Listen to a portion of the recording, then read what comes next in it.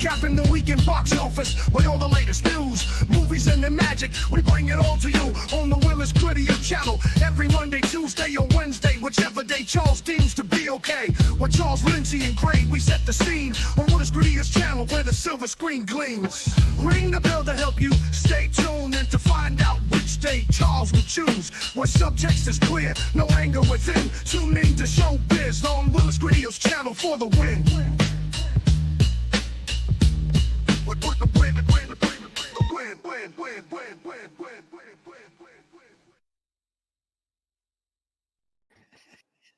Well, damn, I'm supposed to follow up that. That was amazing. Well, that's a round of applause over here. You did that. You made that, right? Great. That was sick.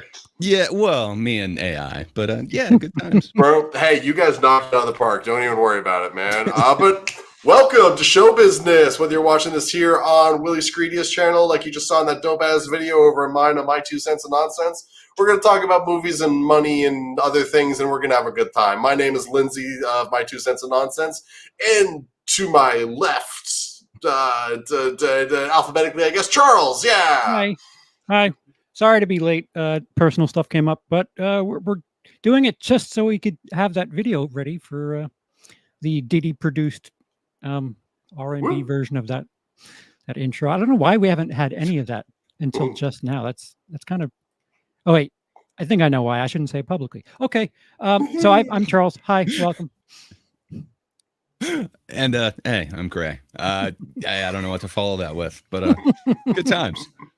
But yeah, that was supposed to be like an advertisement for your content on my content, but I don't make content anymore. So hey, it worked out. Intro now. I like that the lyrics make me seem like some tyrant. It doesn't tell anybody anything about the date. when I deem. That was honestly pretty sick. I don't know. That just made my night right there. Yeah, that was awesome. I love that kind of stuff. But we're here to talk about some box office stuff. It's an interesting weekend at the show. At the box office. In the chat, though, real quick, we got the Crawling Chaos and Sean Sheridan. What's up, guys? Sorry to make you wait a little, Sean. For sure. My bad. Are you typing or respond to him while you can literally I was just about say to, and then I realized, like, what am I doing? I'm just being a crackhead right now. You could just say it, and he'll hear it. I'm sure of it. Look, if you guys haven't figured it out yet, I'm not very good at this YouTube stuff. So visual image to distraction. Yay. Here are the numbers for the weekend of the 20th to the 22nd, I believe it was. Yes, very good, Lindsay. Hey, yeah, look at me. Those are dates. I do numbers. Yeah, 9/20 to 9/22. We should be specific here. But Beetlejuice for the third weekend in a row, coming in at number 1. Beetlejuice confirmed, possibly. That's a lot of money. Like the pinkish column is year to date domestic, and that's a lot of money. 226. They're going to make more. That is at least another $5. Sadly, none of us saw Transformers 1, but it's doing pretty well, and apparently people are really enjoying it.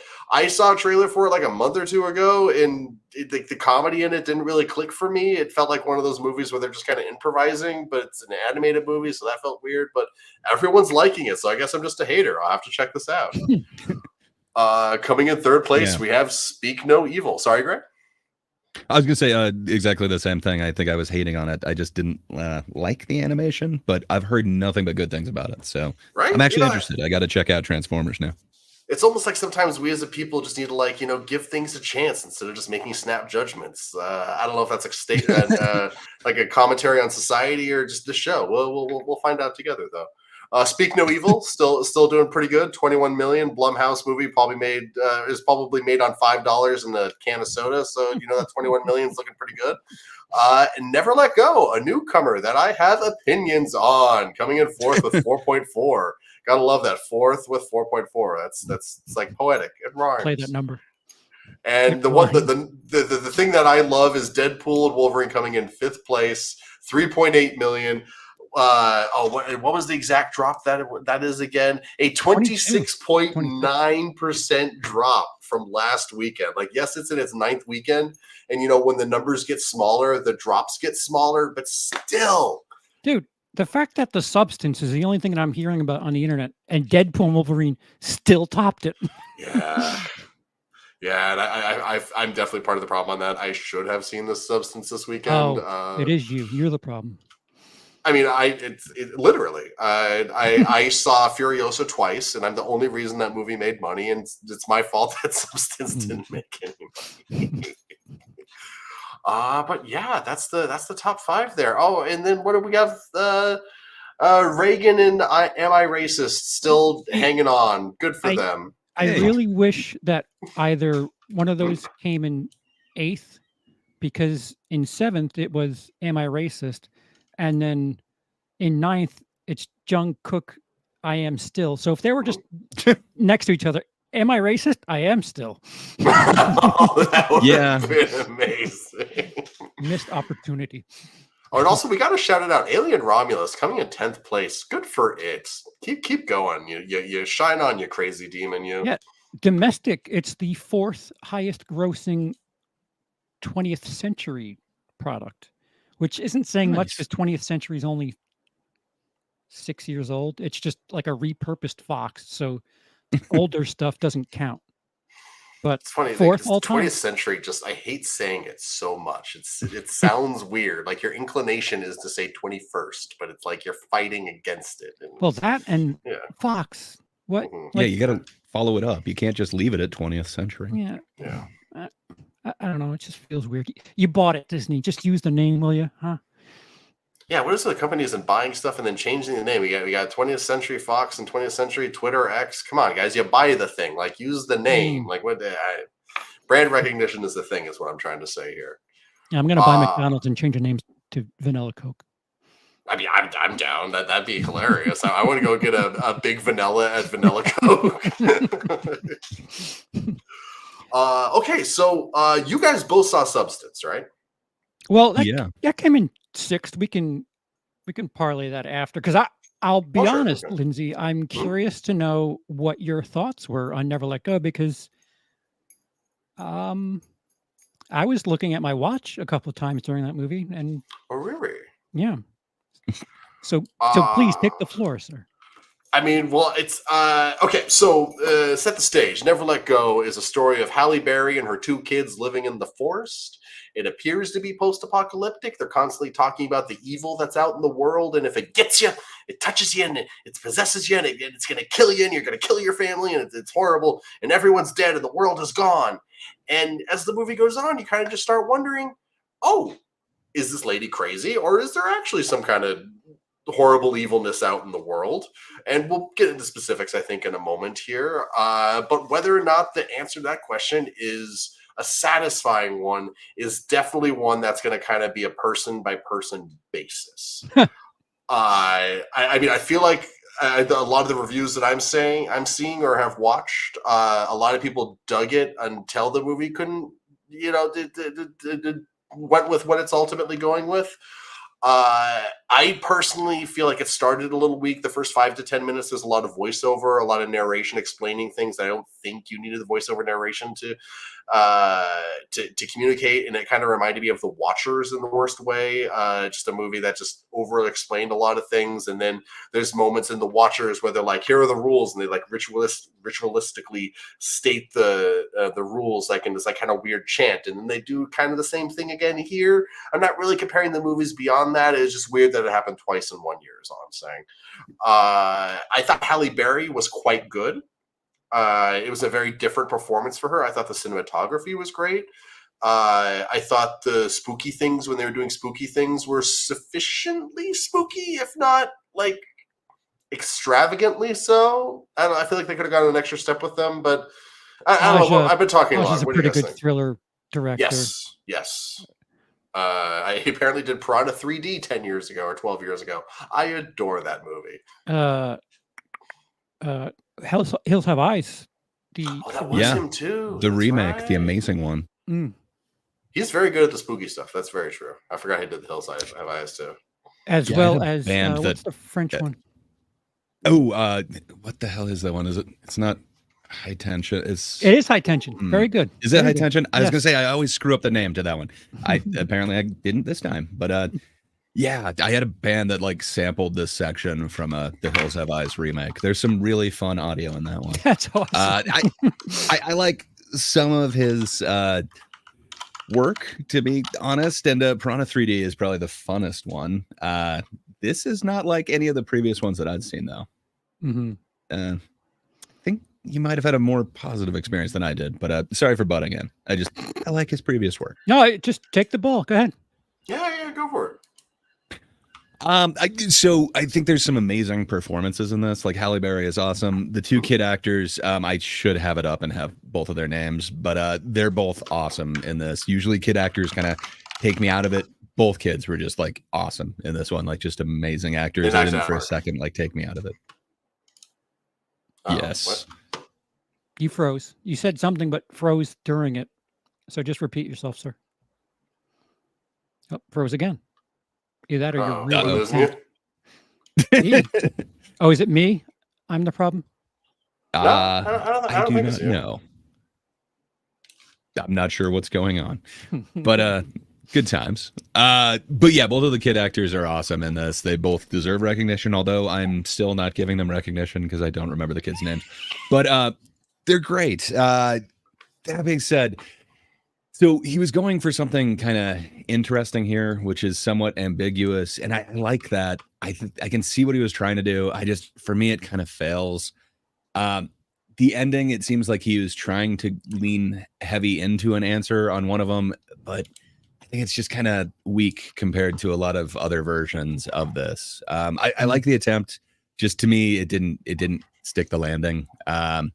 There's elements of it that I really like, but I also had kind of the pacing issues that Charles was talking about. But my God, there's some amazing shots of nature in this, and I'm not sure if it's supposed to be the Pacific Northwest, but it just, I love like the woods up there, and it really seems like that to me. But apparently it was filmed in Canada, so I'm not sure if it's just the other side of the border, but it's there, the Pacific Northwest, man. like really Northwest. Yeah, it's the super Northwest. Northwest.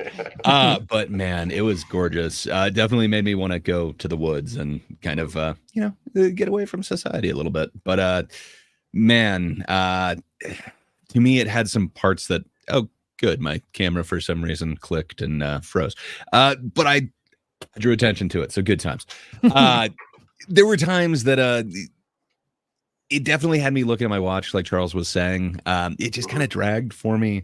I think they could have gotten to some of it a little bit quicker, and I think they could have possibly leaned into one of the endings or gone completely ambiguous. But I don't know. I saw a lot of it coming.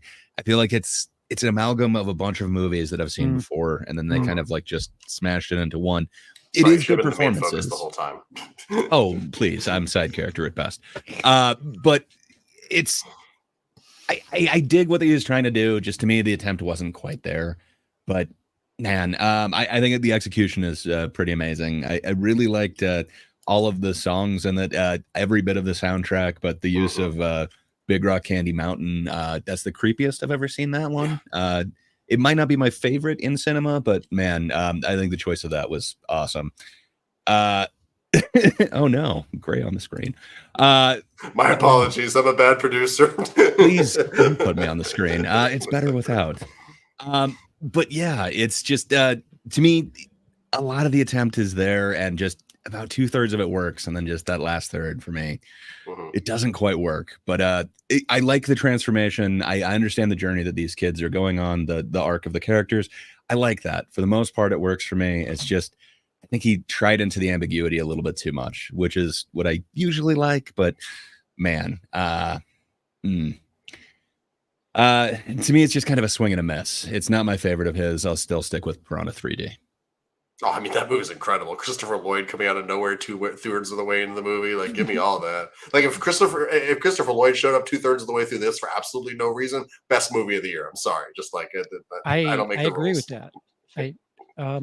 I too, Greg kind of buried the lead a bit, but it did not move well for me, like at all. I mean, I was checking in with you guys and like, I don't know. Yeah. And they're, like Gray said, it's a bit of an amalgamation of other things you've seen. And I was so like tired and not really like grasped by anything that was happening in the movie. Where like at a certain point, I think like the half an hour mark, I was like, it better not be thing that happens in third act and thing that happens in third act. I'm like, piss off. This is bullshit. Yeah. I wish it had done things in a a bit of a different direction, but because it feels so much like a movie we've seen in the past, that very popular filmmaker that made it with a slight twist, but not exactly like it's definitely something that smells the same. Which movie do you mean, just out of curiosity, just to get? So I don't live in Nassau County. I live in the village Okay. of Nassau. Very much. Wait, It's that pace of like Thank you, the Greg. Watcher or Watchers. I have not as seen well. Watchers. I haven't seen that. Don't. You have now. You have now, Oh. kind of. Yeah. Oh, that's terrible. Well, what's funny? But there's I a think few it's- other. There's kind of like protection spell ones. There's kind of Mhm. interesting things, and there's a lot of ways that you can interpret this one, which I do like. And I have seen a whole bunch of different ways. Like, of course, you can kind of go with the religious way, which it makes sense. There is kind of this faith aspect going on in it, but I've heard like comparisons to like COVID and a whole bunch of other things as well. I do like that. I'm not sure the message that he's trying to give at the end.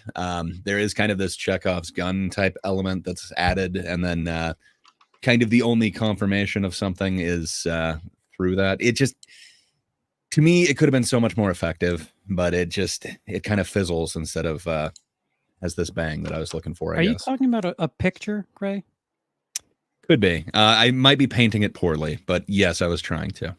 Okay, yeah, because I was going to ask a question about that, because there's a moment where a photo is finally taken, and I'm like, does that clear something up? Because I don't know if that matters to me. Sort of. Hey, Jacob.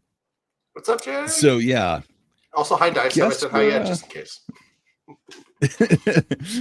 I think we were pretty spoiler free until this moment, but I think that's kind of the big thing is what happens at the end there, and that picture is supposedly the confirmation one way or the other whether or not the ambiguity gets taken out, because it's Halle Berry sets up the camera shows you what actually is, not what you want to see or whatever.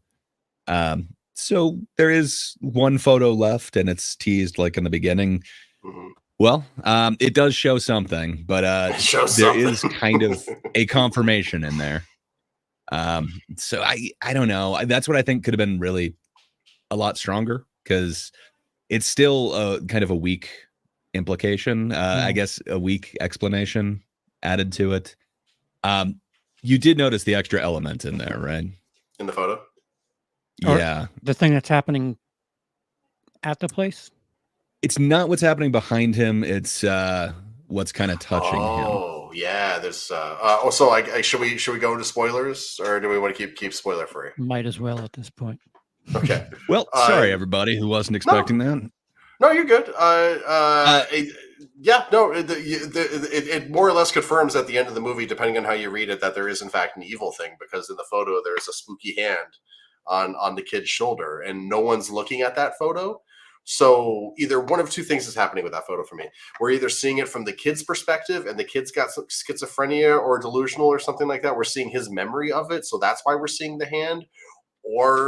But potentially there isn't anything, because the movie can't really make up its mind, or doesn't. I don't know.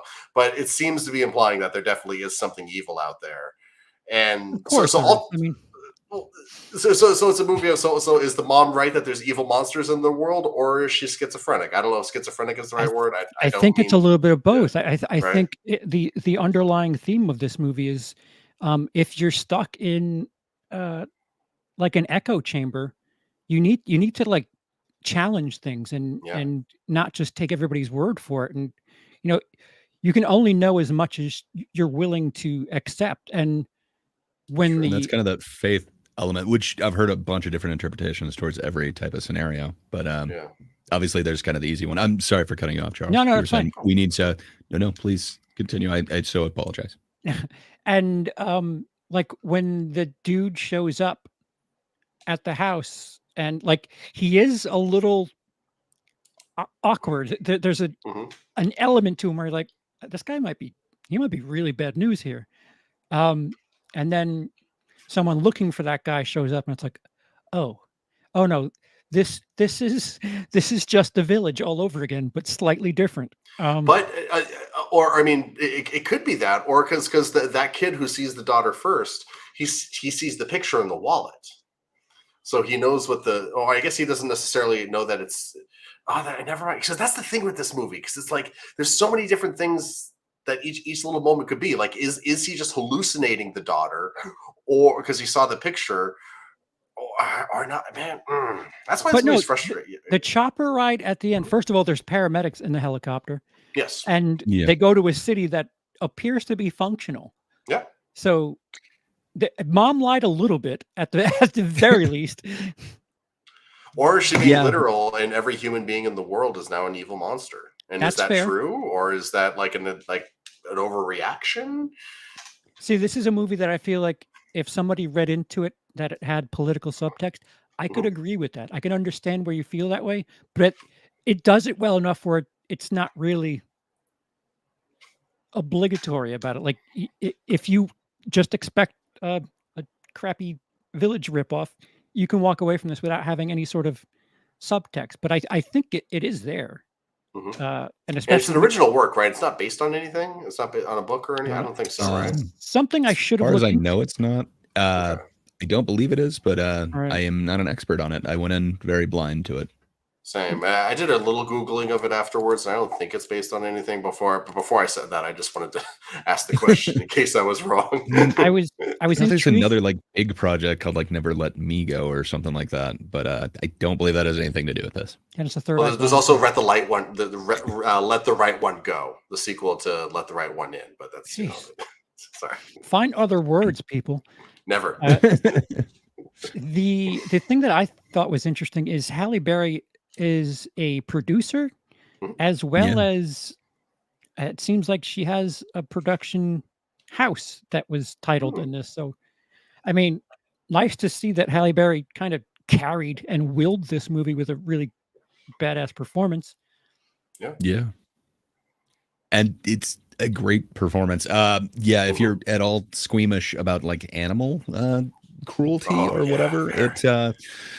there's a really powerful scene that it kind of had Oh. me going like suspense wise. There's definitely a lot of scenes in this movie that I'll kind of remember and definitely be thinking about. But yeah, I think it's really the unwillingness to kind of really lean in one side or the other. The trying to have it ambiguous to me just it didn't quite work out. I know what they're trying for, but just Oh, but that being it's on- said, Halle Berry was awesome in this, just amazing. I can Oh, yeah. understand why she'd want to produce this.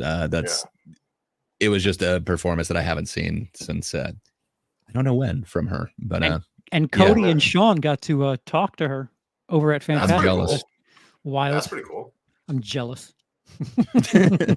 Also, I don't know if we've mentioned like the big plot point that this movie has. Like they're starving in the woods as this is how they are not living comfortably. Like the entire movie is them trying to find food and their resources just dwindling. And so there's some palpable drama that I think works pretty well in that regard, at least in the first act or two. Because like how often did you see that often? I can't remember the last time I saw a movie where people are literally just starving to death slowly and you can watch them get more and more emaciated. And at one point in this movie, they're literally eating bark that they're like putting salt and pepper on and Hey, like trying tree to cook chips. up. You got to Tree get some chips. sap on there. That's true. Uh, Oh yeah, one of the kids is like, it's better with sap. I'm just like, little kid, I respect it, but not since like The Machinist have I seen anything quite like that. I mean, they don't necessarily go through the body horror of that in that particular way, but never mind. I will shut up. We've got a special yeah. comment. Colin, hell yeah. Colin Thank Dunn, you. $10. What's going on? Hey, CPO and friends, have you seen Hell House? Really just wanted to donate, but I figured I'd ask a question. LOL. Thanks, Colin, for the $10 super chat. Yeah, Hell House, I appreciate don't it. think I have seen it. It sounds familiar. I can't place my finger on it though. Hell House LLC, is that the one I'm thinking of? Because I haven't seen it, even if I do know From the name of it. 2015? Is that That's the only one. by the director of X?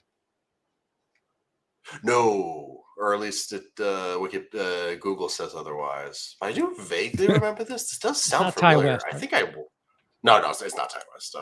Because I think I definitely remember haven't seen it. wanting to see this, but then I think I kind of forgot about it. Maybe I should check it out though. Stephen Cognetti apparently is the director. I totally remember the name Hell House LLC, but I am not familiar with it. I need to check that out. No. I assume that's what he's talking about because it I would goes up assume to, I think 3. I'm seeing Origins 2 and 3. So Oh, so there's a couple of them. Yeah. Oh, heck yeah. Okay, I'll definitely check it out then. Thank you, sir. That's yeah. is it worth seeing, Colin? Should we be? Oh, that's a good aware of question, this? actually. Yeah. What prompts So- the question? Lindsay, you were talking about the lack of food, and Hmm? there's something else that can be in the subtext that due to like we don't know what Halle Berry's story is essentially, but Yeah, because there we of the way that she's presented their story, she's Mhm. literally endangering her children to fall within Yeah. her version of things. And it does it I think you said this already, Gray, but it does play into like religion and things where, it's funny what we raise kids to do based on what we do. And that For sure. isn't always accurate or right or what have you. Mhm. Well, you've got for sure, like on the surface level, you've got the whole like indoctrination, you've got faith, you've got wow, Colin donated Oh, again dude. to respond. Colin, you're awesome, man. Yeah, man. If you're on Charles's channel, you can come over to Lindsay's Oh. and not have to Yeah. donate to chat. Yeah, yeah. But you are awesome. It's right here, Colin. Just click the link in the description and you can chat all you want in But Lindsay's chat without paying. I am But watching still, that first one love you, tonight. If buddy. you're saying you enjoy the Appreciate it. first, the rest are Mhm. 2.5. Checking it out, man. There's That's plenty been of on my list for a 2.5s I while. like. Yeah, okay. Well, the first one he said he really likes. The rest That's are true. 2.5. Oh, yes, you're right. You're right. Yeah, okay. What- Sorry. So you've got like the faith thing. You've got the Mhm. indoctrination. There's a lot to do with serpents or snakes in this Mm. one. Yes. There's a few different versions of that. You got twins. You've got kind of the whole knowledge thing, and then you do have kind of forbidden food. I think you could read into it kind of heavily if you Mm. want to go the religious Mhm. route. But Mhm. I do like that thing, and that it's kind of ambiguous in that way. I just Right. again wish it stuck the landing for me, and just sadly it kind of doesn't. Yeah, it's something that I was so out of it. Like the only reason I finished it is because I literally am covering it on Halloween. And it's one of those Mhm. things where if you're gonna have me that bored 40 minutes through, you better, do something spectacular in that third act and make me go, oh wow. It doesn't happen all the time, but there are a few movies where you're not really with it for the first 45 minutes, but somehow it grabs you back and nails the landing. This movie does not do that. And I think it's partially due to, it was kind of like something I've seen before. And once the hiker came up, I was like, please let him Yeah. be evil. Please let him be evil. Please let him be evil. And Well, it there was- is that one moment with him where he another plot element again. If you haven't seen it, so the reason why they're able to survive in this scenario is the house is protected by their rope. love or God or rope. It's runes or, and love and faith. It's yeah. runes have heavily worked into it though. Also, it has the Evil Dead closet in the bottom of It does the. have wait, what was I going to say though? And so like when they go out and venturing into the woods, the way that they're safe is they tie these ropes around themselves, and that connects them to the house, and so the evil can't get them. Yada yada yada. But then there's a moment when this hiker shows up where he pokes the rope with his foot, but he's got these big old hiking boots on. So it's like, is that enough? Does the boot protect the evil? Does I didn't that notice prove that. that he's? It's very quick, but it's just because it's these big old boots. It's like I don't know. It's a very good moment of tension, and there's a couple of those throughout the movie. There's also a really good jump scare very early in the movie. At least it kind of got me because one of the opening shots is just this corpse that's just rotted. It just completely it's just bones and like strips of flesh and like the jacket that it was wearing when it died, and then it goes like "Brah!" after you've been staring at it for like 30 seconds, and because it was all like in camera sounds and not just like the volume being cranked up suddenly. I thought it was a pretty good jump scare anyway. So like Aja definitely nailed the spooks in this, and for sure. And tension. There's tension, quite yes. a few really tense scenes. When they meet the hiker, the scene with the dog is extremely tense. There's like 3 or 4 different times that I was kind of on the edge of my seat. But it's kind of the stretches between where it's like, But he definitely knows what he's doing with that tension. Oh, sure. It just feels laborious when there's not the proper payoff. Yeah, I feel you. I don't know. I guess it's that question. It's like, how much does a movie need to come together, or is it okay for a movie to just kind of like throw a bunch of crap at you and let you kind of take from it what you will? Or I think like, if you're going to go with that approach, does that like welcome people to not like it because your movie is just throwing a bunch of crap at people and seeing if they like it or not? I think that's different for different people. Like I like my standards for the thing winning me over. I'm curious to know if somebody watched this without seeing of the other movie I kind of compared it to, and do they experience it differently? It's only because I've seen a few more movies than Joe Sixpack. Is it like it's all of this is subjective, but I think I don't know which one of you just said it, but the fact that it really does have a bunch of subtext and it's trying to say something. I just feel like the execution isn't there, and I can imagine somebody going through all the messaging and the subtext and be like, oh yeah, it's got layers, and I wouldn't dispute that, but at the same time, I need to like feel like some sort of reward for watching a movie, not just having a piece of homework. Yeah, and it's sorry, my dog is scratching right under there. I'm not sure if the mic is picking it up. But yeah, it's not just like subtext. Like there is straight up text too, where it is definitely like intergenerational trauma. It appears Halle Berry was traumatized by her parents. She's traumatizing her kids, but it doesn't kind of give you that payoff as to like, is this all because of that? Like I really like Barbie for its ambiguity, but like it feels like that actually has an answer. Where this one, I don't know, the ambiguity to me, it feels like he's trying to give me an answer, but I really wanted more of a payoff, I guess. I don't know. Maybe I'm being a jerk for this one. One thing in this movie that really kind of ruins it for me, and it's very quick and it's very small, but it's right towards the end when Nolan is out looking for Sam, and Sam has supposedly been possessed by the evil at this point. Again, spoilers, but we're way past this. And then like Sam cuts the rope. And then there's this truck that Nolan is standing nearby, and the lights for the truck suddenly just come on, like the headlights. This old rusted out truck, and Sam teleports from where he was to being in the light of the truck. And like, if it wasn't for that moment, I think this movie would work so much better, because if that wasn't there, then everything would either be in the head, or all the spooky stuff could be easily negotiated or argued to have been in the head of Halle Berry or in the head of Sam, because Nolan doesn't really see the stuff. What are you going to say though? I think the implication is that one of, if not both of the children have some form of schizophrenia.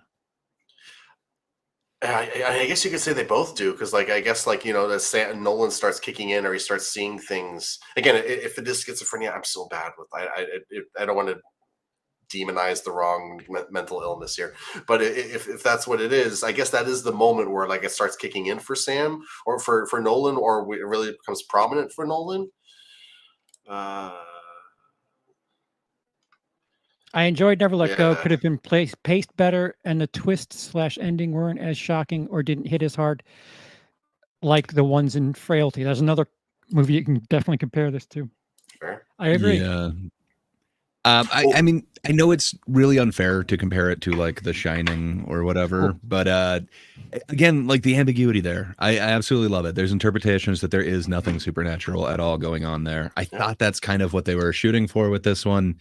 But just the execution of it, I don't think it really it could leave that interpretation up. I think there's too many things to say that they answered, and sadly, I don't think the answer is quite as enjoyable as it could be. I apologize. My dog is ringing a bell. I will be right. Well, it's like, okay, so for me, like, if the mom's just crazy, this could be a story about overbearing parents. It could be a story about, disassociating yourself from society and the dangers that are inherent to that. It could be about religious zealotry, or if the monsters are real, this could be about shut the fuck up and just listen to your mom for once, which is kind of a fun message for a movie to have. Or it could be about, like, people suck, and just because strangers are dangerous, and only let the right people into your life.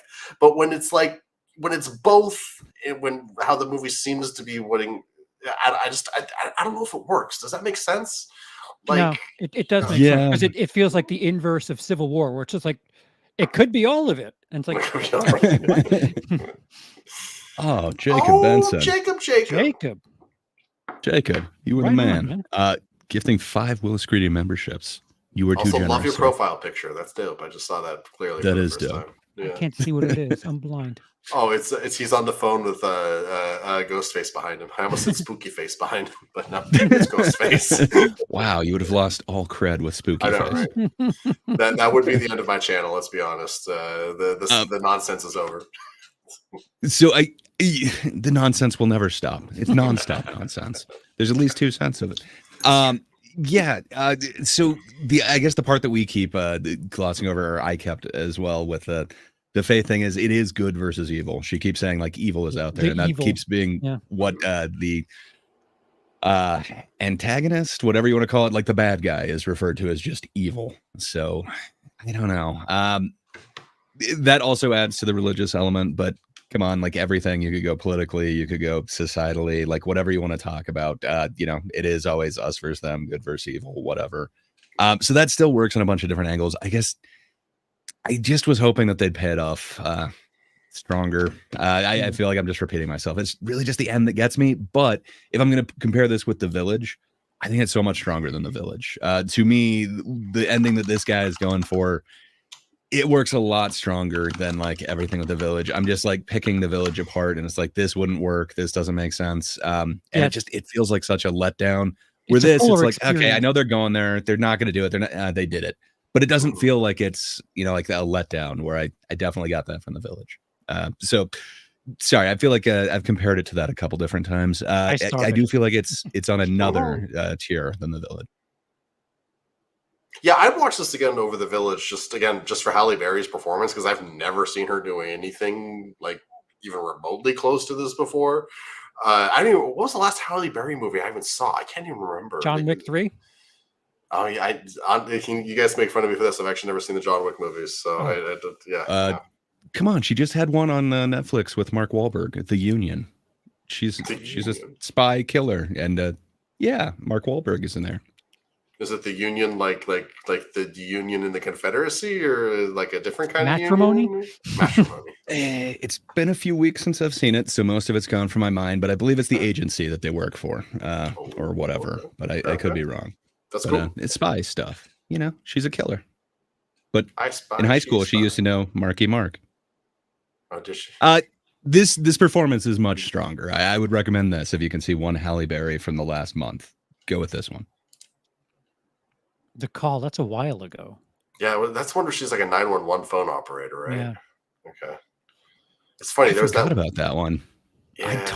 That was just gone from my memory. Thank you. You just jogged a weird memory out of my head. I like that this weekend should have been top heavy with some middle-aged actresses that maybe aren't at the tip of people's tongues, between Halle Berry and Demi Moore in The Substance. And I quite enjoyed The Substance.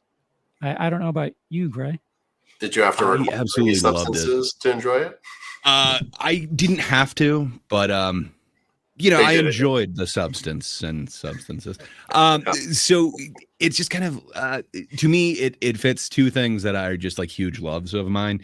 I love Barbie, and I love Cronenberg, and when you mix those 2 together, it is just grand slam for me. So that's cool. I had a blast at this, but I think I would have a hard time watching it with, like, say, my mom or you know, someone with more delicate sensibilities. If you like body horror and yeah, I would go Barbie aesthetics and body horror. This could be really for you. Yeah, the saturation is just ridiculous in this movie. Interesting. Oh yeah. By the way, Logan, you're right. I actually kind of liked her in Moonfall. She was kind of cute in that with what's his name, Aquaman's brother, the one of the Conjuring relationship, Patrick something. Patrick Wilson. Yeah, that's it, Patrick Wilson. Okay.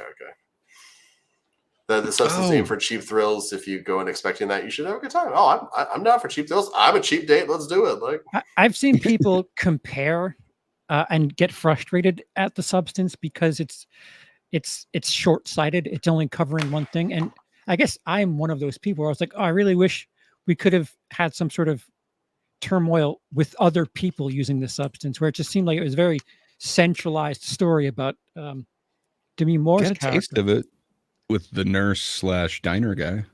Yeah, but I guess considering she's in an industry where it's very competitive and age is your worst enemy, I would have loved to have seen some element of competition that, like, how much further can you go if everybody's cheating? And I also, this is something I do agree with, that I've seen a gripe on it, is the way that they handle men in Hollywood is kind of just not really. You thought the depiction of Harvey was over the top? No. It is a bit like it, without outright telling you there's a big double standard in the industry. They show it to you, but they don't really focus on it that much. And it's slightly frustrating to me where, like, this is very much Demi Moore's character story, and that's it. I don't know. It's DC. I'm not sure about that either, but I'm down for not subtle sometimes. You just have to just hit people outside the head with the bat in order to get your message across. Nothing wrong with that. No, totally playing Reagan and totally not Weinstein. So the EC comics, they're kind of like those horror comics from like back in the day. I dig it. I totally get it. And I guess that is something that I'm into. Every bit of the framing, like every hallway shot, was just gorgeous. Sure. Absolutely love the interior that they did in like almost every one of these rooms, but it is all very, I don't know if I'd go surreal, but when there's advertisements, it's not telling you like what channel or like where to see it. It's just, she's new, the new version of Demi Moore. I now forgetting the two characters' names, but I don't know. I dig that there isn't a subtlety in it, but as Charles pointed out, there is kind of a double standard with the men characters, but there is a subtlety there too, where they are kind of pointing it out. Like, Harvey, the Dennis Quaid's horrible producer character. He is obviously over 50, but he's not being, taken out for the younger model where, the second she's taken out of there. I don't know. I really see this as we're watching this film through like the male gaze. It's not meant to be, an indictment of like males, or excuse me, a true experience of males in Hollywood. Like it's not showing that thing, but I think you get a taste of it through characters like Harvey. But perhaps I'm wrong. At the same time, I think like there's a scene where one of them, Koali's character at the time, probably is in a hallway with Harvey and his assistants, and some other actress in the film walks past them, and they get completely distracted and start walking with her, where it's just like, all right, so Demi Moore's character isn't that special to them. If they can be, drifted away with their, ogling eyes, and clearly they can notice other attractive actresses, why doesn't it feel like the Demi Moore and Elizabeth and Sue? Why doesn't it feel like those characters are like platinum grade special? Because they never really do that. Yeah, I mean, I don't see it as, like they're the top movie star or top pop star. Like it is kind of just somebody who has like an exercise show. So I don't know. I hear what you're saying. Just to me in this, like, I guess I would say surreal story, it totally works for me. But yeah, for sure, that's not realistic. I don't know if they're trying for realism in a lot of this, and just yeah, I like the over the topness of every aspect of it. Yeah. And I love the kind of Gremlins rules and the horror that kind of follows from there.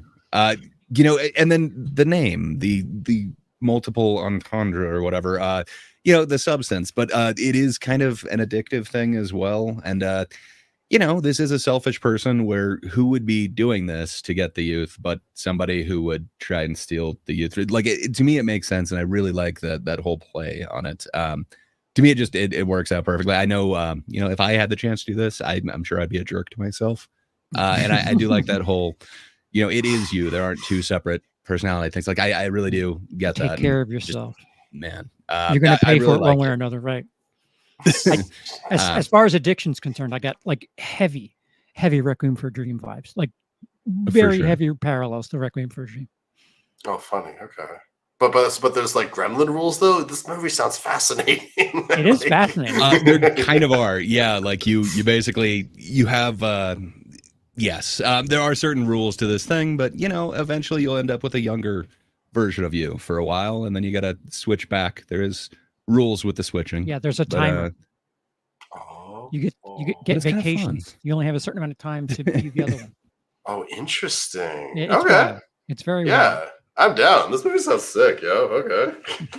It's one of my favorite of the year for sure. I did not get a lot of advertising. Sorry to cut you off. Go ahead. It didn't get a lot of advertising, and I think it even opened somewhat small, considering the pretty large impact it had with its opening. I can't remember exactly the amount of screens, but it was a lot less than, say, Transformers or anything like that. It was less than Deadpool. That is awesome that they made it all the way up there. Was it less than Am I Racist? No, it was more than Am I Racist? It was more than Am I Racist. Oh, okay. It was in 6th. Oh, okay. Well, good. Oh, yeah.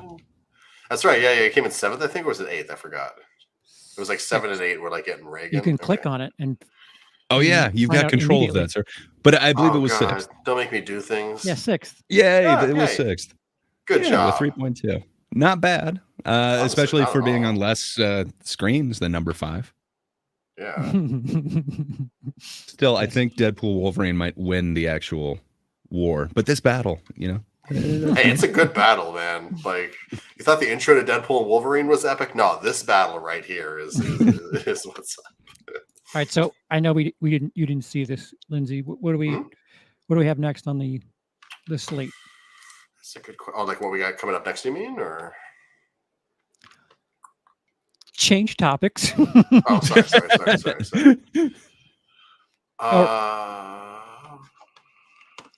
I think we're kind of caught up on last week. Yeah.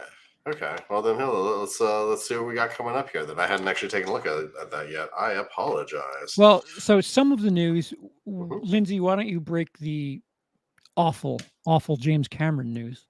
Oh, geez. Yeah. Okay. Well, James Cameron has signed into the world of AI, the exciting and amazing. Here, let's see if I can find the exact article again. I think it's Kling is the one that he's going for, which is, I hear interesting things about. They're all just crap, though, to me. I don't know, man. I'm so over AI. But if people like James Cameron are going to keep signing on to it, it's probably not going to go anywhere anytime soon.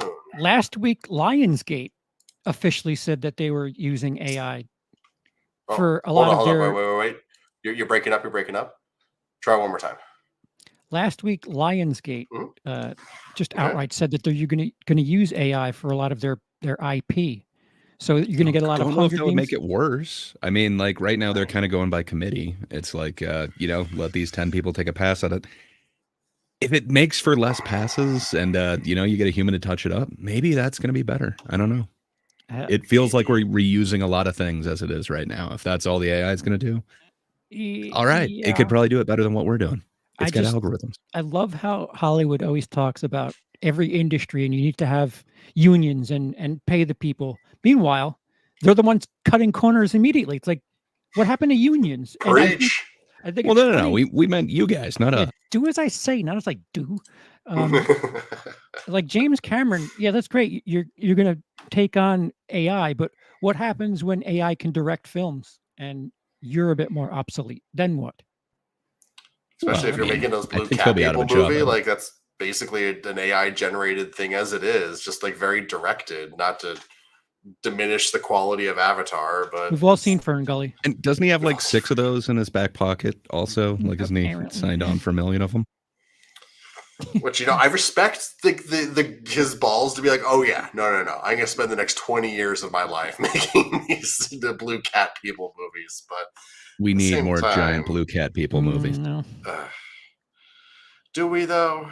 Do we really like? Did you guys like Way of Water? I really didn't like it very much. Avatar 1's whatever. I don't really Dude, love it or hate it. It's the same fine. thing. Avatar 1 was great, but I can't really tell you much about the movie. Avatar Right. 2, great. It's immediately gone from my memory. Like Yeah. it's just so rinse and repeat.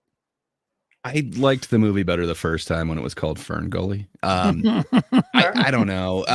I had the first one ruined for me. Like I was working with this guy and he's like, I saw the most amazing movie ever. It's Oh, going to really? change everything. Like you don't understand every movie that you've seen up till now. You can just get rid of because this is the future.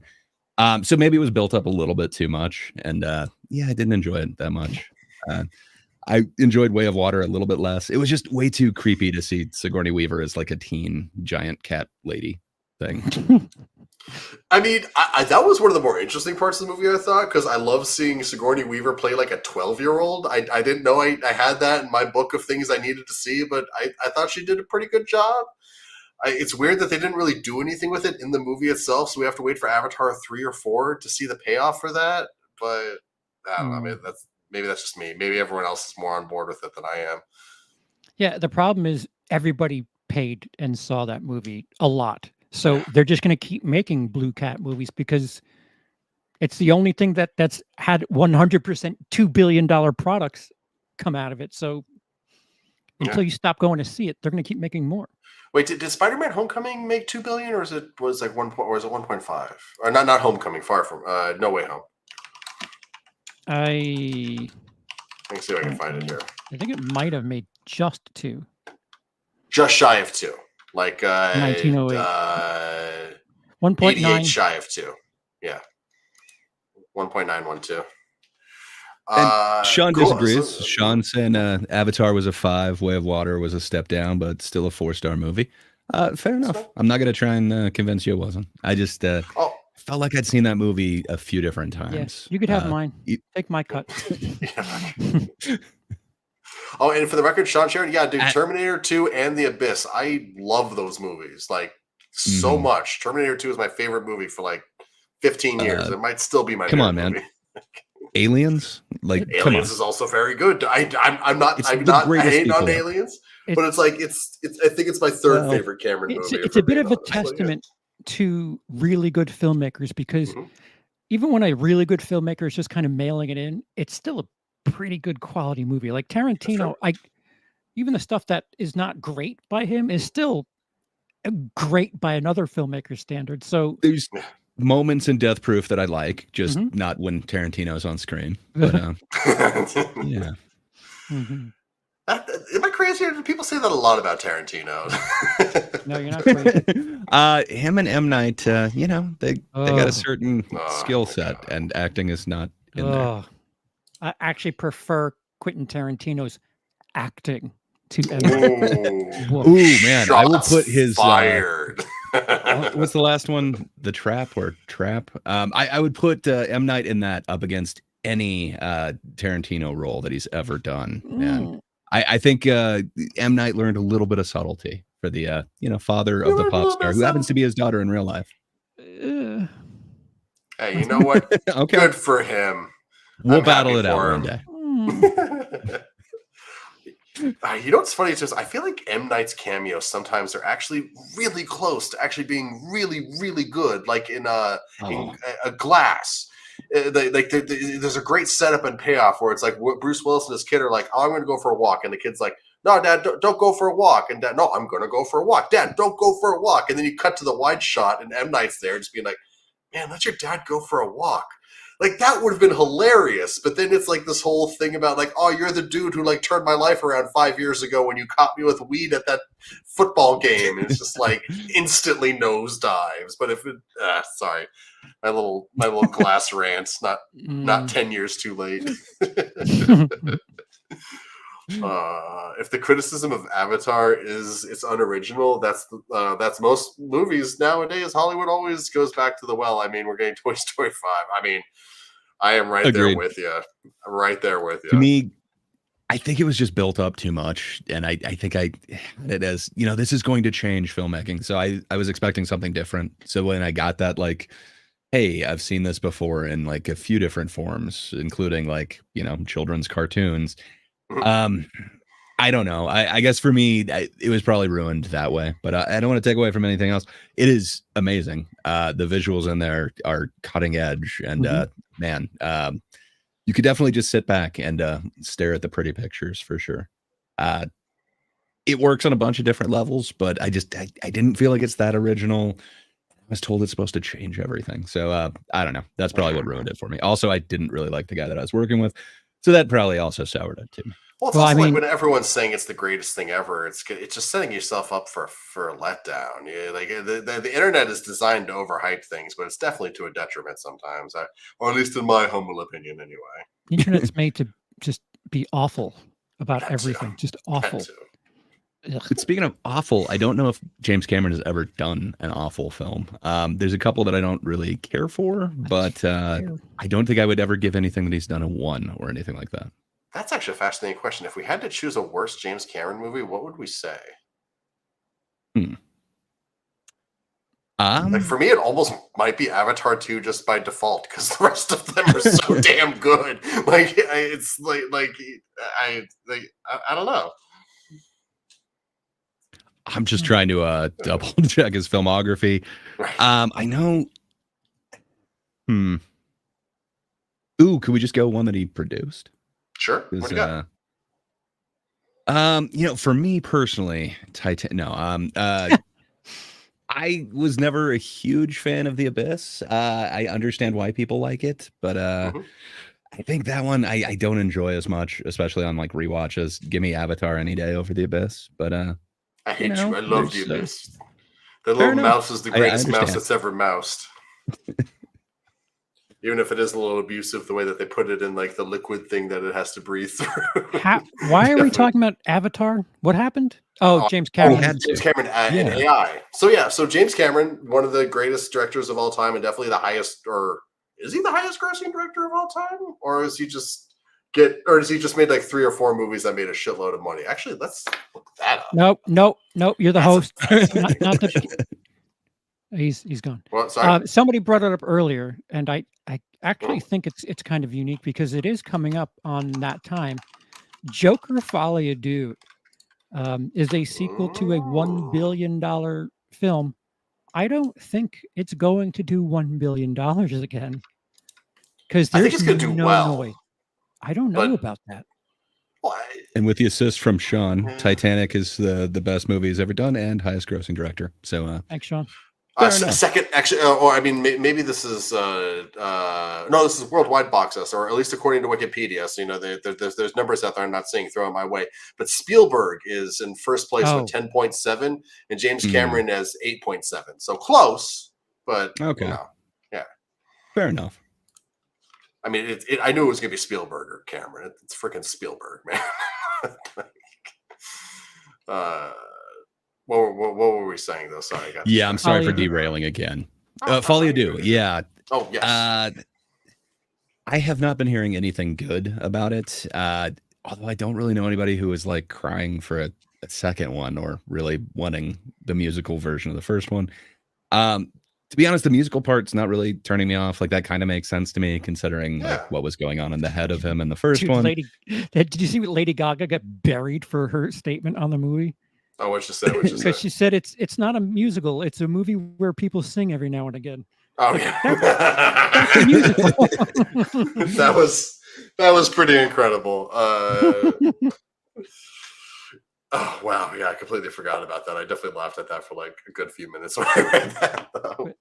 I might not be the best judge of this. I was very late to Joker. I didn't watch it till this year. I don't know why. I was just like, I feel like I've seen that movie before, and I still kind of feel like I have. Or King of Comedy.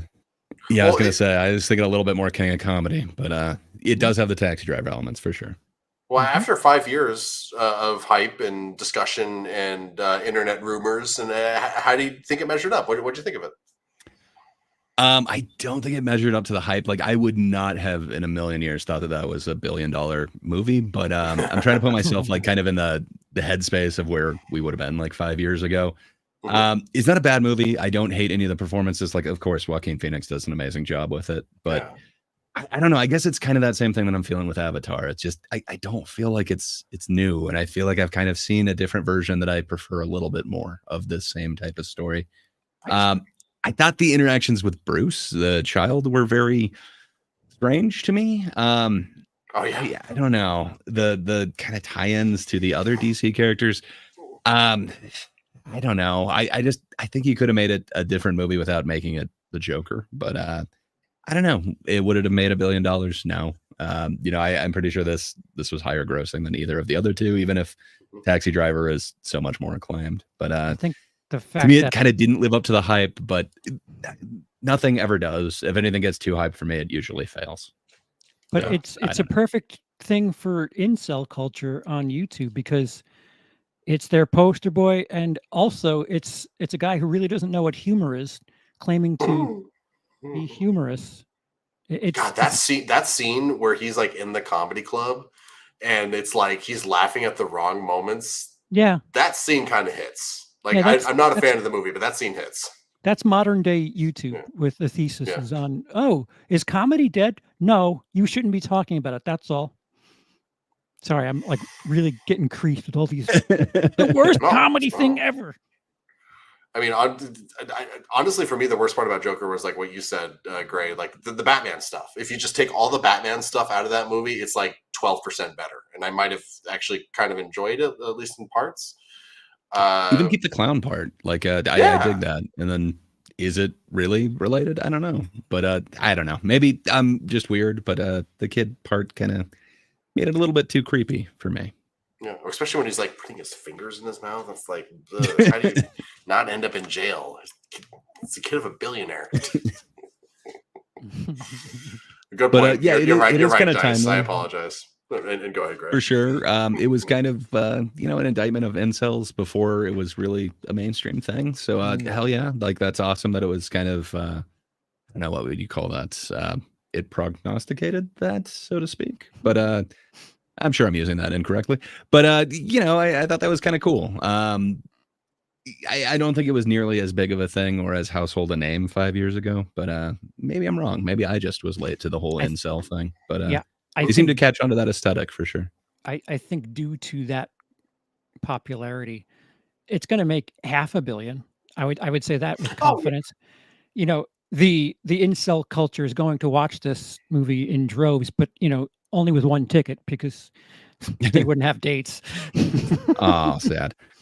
Yeah, as Sean's pointing out, like you've already got my money. Mine too. I'm definitely gonna go see it. I'm just not super excited. I don't know if I'm crying to find out like what the rest of this is, what the rest of his story is. I feel like it was quite a nice ending. I understood where they were going.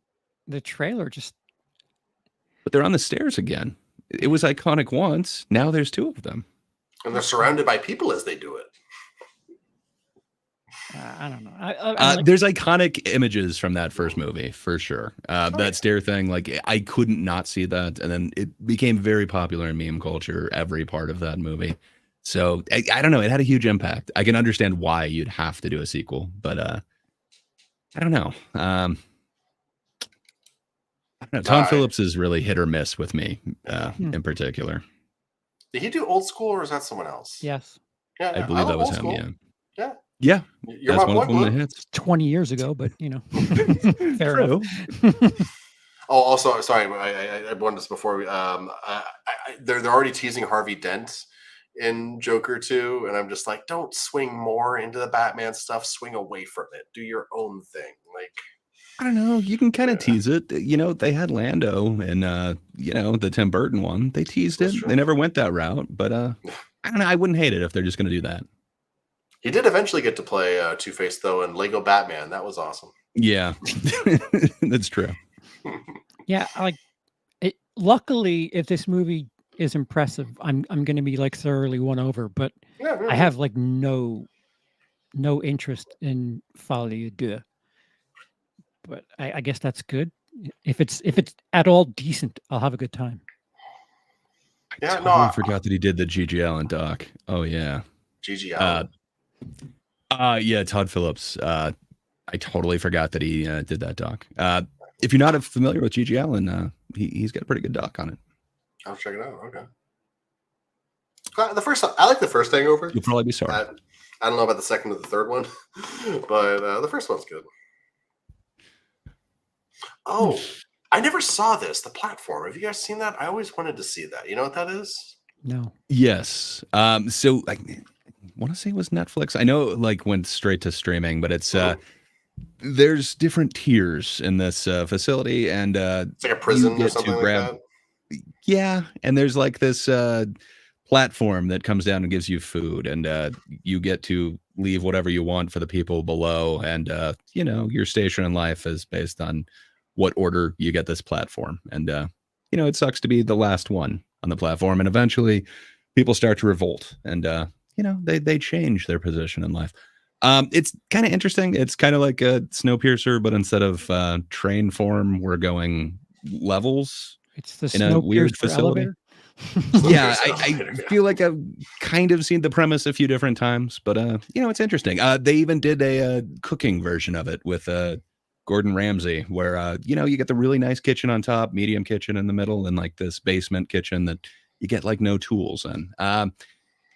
It's interesting. I'll watch the second one, but it's nothing that I'd write home about. It wasn't like my favorite film of the year or anything like that, but parts of it have stuck with me. There's some real class issues that it kind of I was going to say, Has how the many tackle. times can you keep making movies about class without society catching up and being like, oh, you know what? There is a issue with the way class is. Like, yeah, you keep making those movies, but we're not doing anything about it. So Well, Netflix just released a movie called Uglies. I haven't seen it yet, but I've seen a lot of people compare it to like the YA boom of the early 2010s. So, does anyone know Very- anything about that? Like, I have not watched the entire thing. I started it, and sadly, it's one of the only ones this year that I did not complete. okay.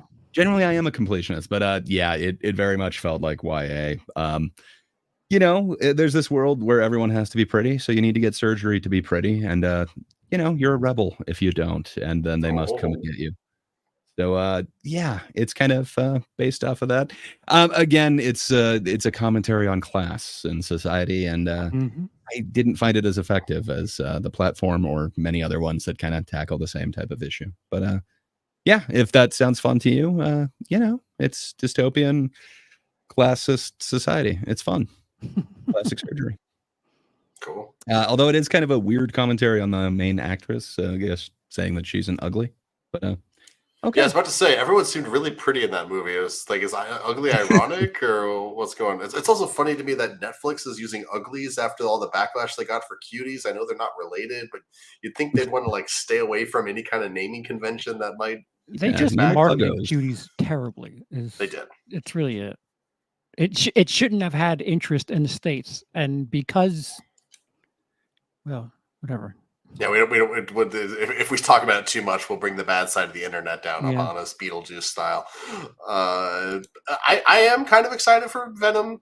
It's just seems like it's kind of insane with the way that they're completely retconning the end of Venom 2, where he like went to the MCU and then came back or whatever. I don't really understand what's happening, but it's weird. And Tom Hardy getting in that lobster tank, was pretty dope. Maybe he'll get in another lobster tank in this one.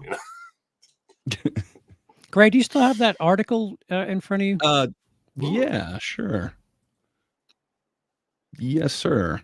Other bit of regular old boring news, but What you got? Quite striking. Oh, is this the pickleball? Yeah, so it's from Variety, and should I share it or just reading it? If you don't mind reading it, that'd be swell. Okay, no problem. So the headline is theater owners plan to spend $2.2 billion to modernize and upgrade movie-going experience. And then that comes down to the 8 biggest theater chains in the U.S. and Canada announced Thursday that they plan to invest more than $2.2 billion to modernize and upgrade more than 21,000 screens over the next 3 years. The investment will cover everything from improved sound and projection to upgraded dining experiences.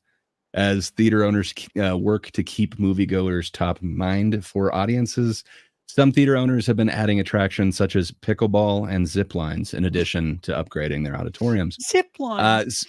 I'm looking forward to that. I want to watch Madam Web while zip lining. I want the true experience. That would be amazing. I want to play pickleball while watching Challengers. It would be the true 5D experience. It'll be great. Let's do this. Can you make it so that I can zip line during the entire movie where I'm just experiencing 2 thrills at once? Just going just around in a circle. I also love go ahead. Sorry. Well, I'm sorry. As they continue across the industry, we're feeling that perhaps we've turned the corner. The audiences are coming back to theaters. What? There's just a very positive kind of feeling for the future, says Mike O'Leary, president and CEO of the National Association of Theater Owners. NATO. And and the upgrade plans come as the after effects of the pandemic and Hollywood strikes continue to affect exhibition business. I guess they would count as exhibition business. For some reason I would have thought that was something else.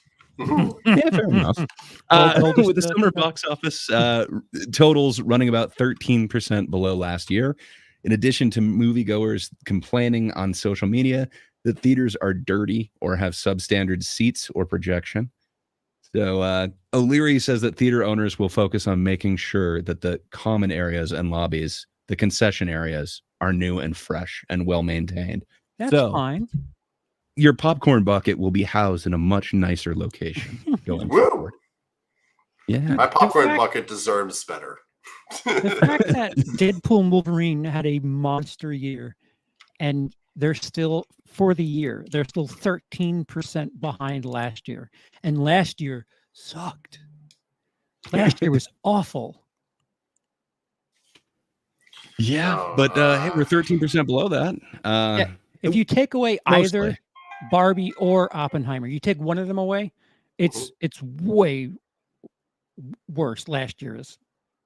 But yeah, they had 2 big properties around the same time. I don't know, like new screens, new seats, cleaner theaters, right on.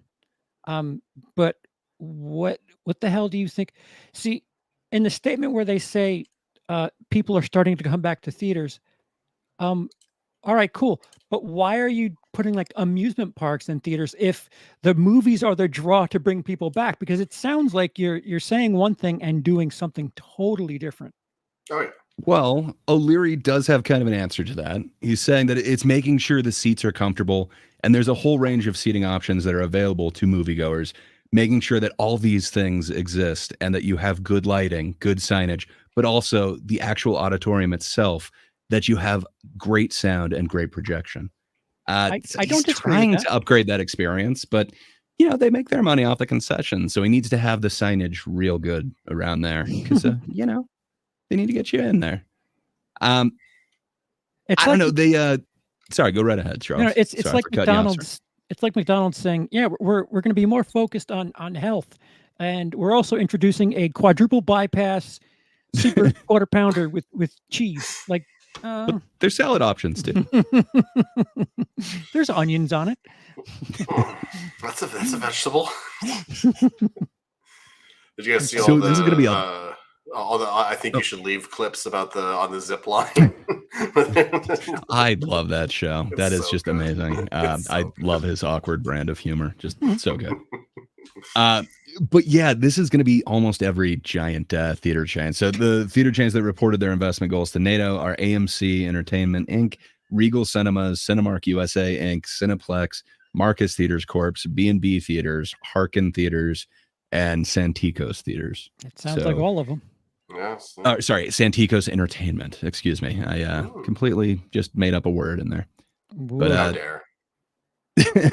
the NATO projects, which again, it's the awesome NATO, the one that Charles tried to get in contact with. NATO projects that theaters will use the funds for laser projection technology, immersive sound system, more comfortable seating, state-of-the-art air conditioning, lighting, signage, and carpeting. Their carpeting will be state-of-the-art. It's going to be amazing. More of those fun, squiggly designs. What is it? National... I got it. I forget. I replied to it. Oh, you did? Okay. Perfect. Thank you. Oh, right. They said that previously in this article, and I still forgot it. But the National Association of Theater Owners, the true NATO, the one that matters. The only NATO that matters. The only NATO that Trump doesn't hate. We don't know that. That's true. Actually, that's a very good point. Actually.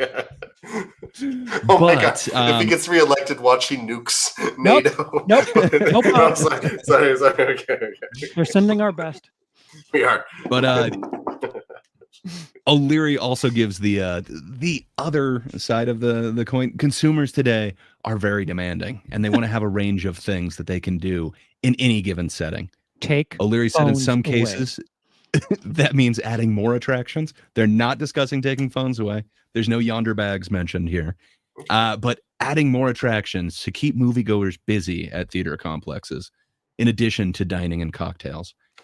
So did you guys have any of those? I forget what they would call it, but we had like two different versions of it. One that was like this huge complex, like not only did it have movie theaters, but it also had like a climbing wall. I think it had like a laser tag thing in it.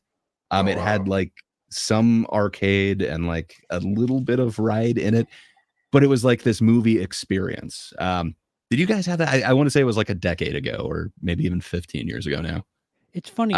Over here, there's a theater right around the corner from a Dave & Buster's, but it seems like the theater industries are trying to impose on that corner of the market. Like Dave & Buster's, they have bowling, they have pool, they have an arcade, and they have like shitty, TGI Fridays type food.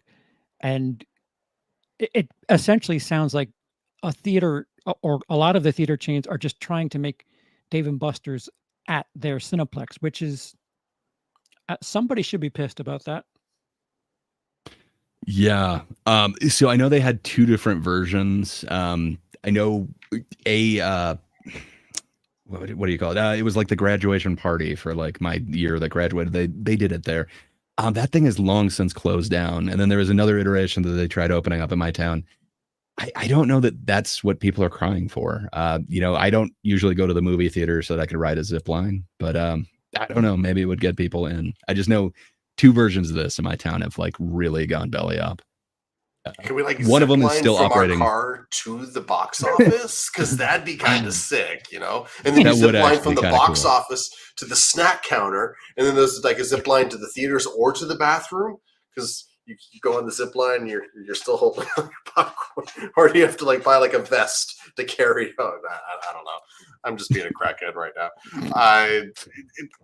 It's desperate, and they're trying to hide their desperation, but do we think it might work? Like, do you think there's any, like, obviously not the zip line and obviously not pickleball, but is there some other like alternative? Bob Bagby, the NATO executive board chair and CEO of B&B Theaters, Bob Bagley, he disagrees with you. Oh, let me have a Bob.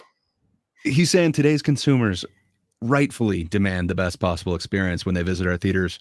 Operating a theater today is a capital-intensive operation. He continues with, this investment of resources is the next step in the industry's ongoing commitment to ensure that going to the theater remains a unique and special experience for generations to come.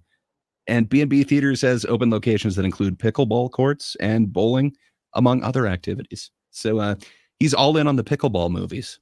No, I don't know. no. I'm just like, isn't pickleball loud?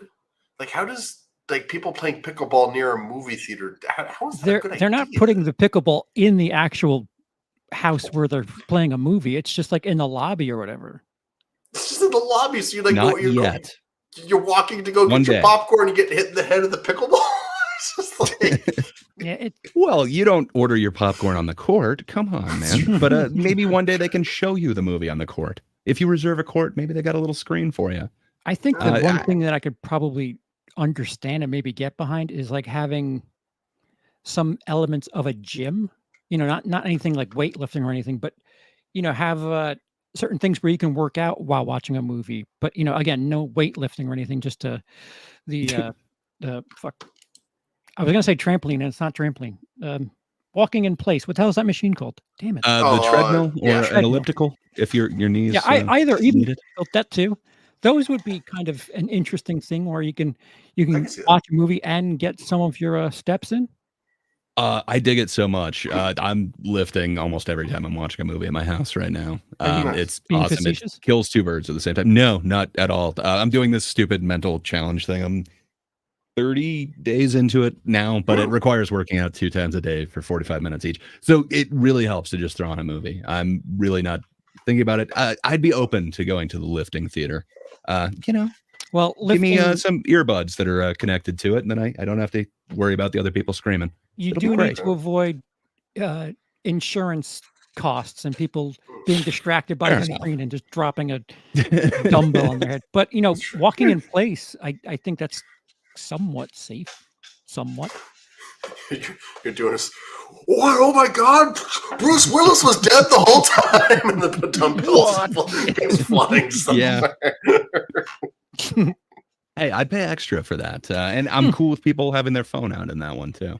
Dude, and the fact that they're not even bringing up phones as an issue is just proof of just how blind they are to what the real problems are. Well, phone or pickleball court, one or the other. Por qué both? Yeah, Por it qué is just those interesting. To me, we had kind of like an amusement park one in that thing that like my entire high school class went to. I guess it was like the senior trip thing or something. But man, it had actual like roller coasters and stuff in it, and just the thing. People didn't want to pay a premium to go to this place where they could just go to the movie theater and not have to deal with amusement park crowds, lines, whatever. You can just go see a film at any place. So I don't know. I really stand behind them changing the sound, upgrading the seats. Yes. Like hell yeah. Like that's where it's at. That's the experience that we should get. But I don't know. Pickleball is not going to make me go. But I'm interested in that lifting one. If it's opening around me, I'm down. Well, I definitely want to meet the person who's specifically going to start going to more movies because of pickleball. I just want to have a conversation with them. Like, I don't even know if it's necessarily going to be about pickleball or movies. I just want to get to know that person and how their mind works, I guess. Maybe I don't even know. What is pickleball? Is it like It's indoor tennis. just indoor tennis? That's it? So it's not even like that It's thing kind of where, like tennis with a wiffle ball. It's great. Okay, that's kind of cute then, I guess. Is Would we it? have to bring our own equipment? Would the theater provide it? Would the equipment be good? Would it be subpar equipment? Are they Probably against this? subpar. They're mainly Right. housing the court. You're supposed to bring your own racket. They don't give you a tennis racket when you go reserve a court. Or maybe that's how they get you. The court's free, but you have to reserve the racket to bring in your outside one, and the racket reservation costs are just astronomical. Sounds like quite the racket. It Hey, ugh. no, that was It good. seems like these entertainment industries are just cutting on each other's deal, and what's next? Having bowling at a theater, like these things that kids do on a weekend night to kill time. They seem to all be trying to do the same thing. And is any entertainment business have any sort of long-term vision? Because it seems like everything's so short-sighted. Everything. Yeah.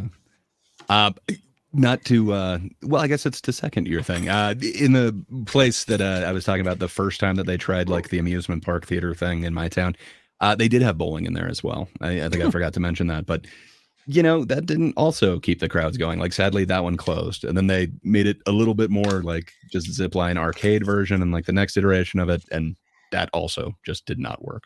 So I don't know. It's a small sampling and it's anecdotal, but I can't see that being the big thing. Just make the experience the best possible. I mean, is a movie, pickleball enough to like say, oh, you know what? I'm going to do these two things because they're in the same spot now. So I wasn't going to see Deadpool and Wolverine, but now that there's pickleball there, right on. I will pay the extra for that. I guess. And are they hoping to like just drive? Maybe is this all just a scheme to try and sell more popcorn? They just want to sell popcorn to pickleball players. This doesn't sound like They it. said some of upgrading beyond just normal concessions. They're going more like cocktails and mid-level concessions. So I think that'd be fun. There's one of those in my town. It definitely still survived the pandemic, but yeah, you can go there. You can get like actual food, not just popcorn. It costs a little bit more, but it's nice. But I could not see watching like The Substance or something at a theater like that. So it doesn't sound fun to me. The thing that they have been doing well, even though they went a little too hard with it, is I guess licensing and making like collector's items with all these popcorn buckets. Like you went a little too hard, but it's a way to make money, but have enough for everyone, you fucking weirdos. And maybe have different things like a t-shirt or something. Like if they could somehow make something special about going to the theater, like maybe a band tour shirt that you could only get at that showing or something. That would actually be kind of cool. I mean, like every once in a while you get like a free poster or something opening weekend. Right, but, exactly. Man, like a t-shirt, I would actually pay for that merch. Yeah, with like with the specific date or like whatever. Like NATO, I've tried contacting you, but Fred, keep using your stupid ideas. I do like it when they do that. Like and back in LA on my fridge, I've got this big old magnet for Twisters because when my dad went to go see it in theaters the opening weekend, they were handing out magnets, and it's not my favorite movie ever, but I think the magnet's cute, so it's on my fridge. Something that I ordered leftovers of something. They had marketing stuff that was, me, myself, and Irene. They had these promo cups that it was two different things in one cup, so you could pour two different drinks like chocolate syrup and milk, and it would look like a tornado, but it was for me, myself, and Irene, his two different things. Like that was a neat little themed gimmick that I don't know, like if NATO wants to really get people to the theater, I don't think they're trying to think as hard. I think they're just like people like the batting cage, we'll put batting cages at the movie theater because people do that. Well, not to shit on your point, but here I am. Shit all over it. So eat some Mexican and take a shit all over it. They're kind of doing some themed cups. Mainly it's popcorn buckets now, but they're kind of trying with that, and it did create a big craze. But I think they could go one step beyond that. Like if you did have something very unique, like a tour thing. Yeah, but I think you could get my money out of it. No, I agree, but don't make it limited like that. Like, have it be special, but don't make like, for your theater of 1,000 seats, don't make 50 of them. Like, what are you doing? you print them for like $1 per, you charge $15 for the thing. And, you might have some stock left over, but you could charge, $5 when the movie's not in screens anymore. And people will pay, 25% of what the original suggested price is. Yeah. Hell, you could probably sell them online in bulk for a whole lot of money too to some people out there. Yeah. No, Gray. Fair enough. Thank you for allowing me to say that. Yeah, I was going to say like a good point. I think even if you look at the want for those popcorn buckets, they really do exceed the demand exceeds the supply. It seems like in most of those cases. I was really upset when the Alien Romulus didn't have like the full Xenomorph head thing at my theater. I was legitimately upset about that. Yeah, they like stocked 5 per theater, and it's like, cool idea. Now everybody on eBay's making money off of your stupid thing. I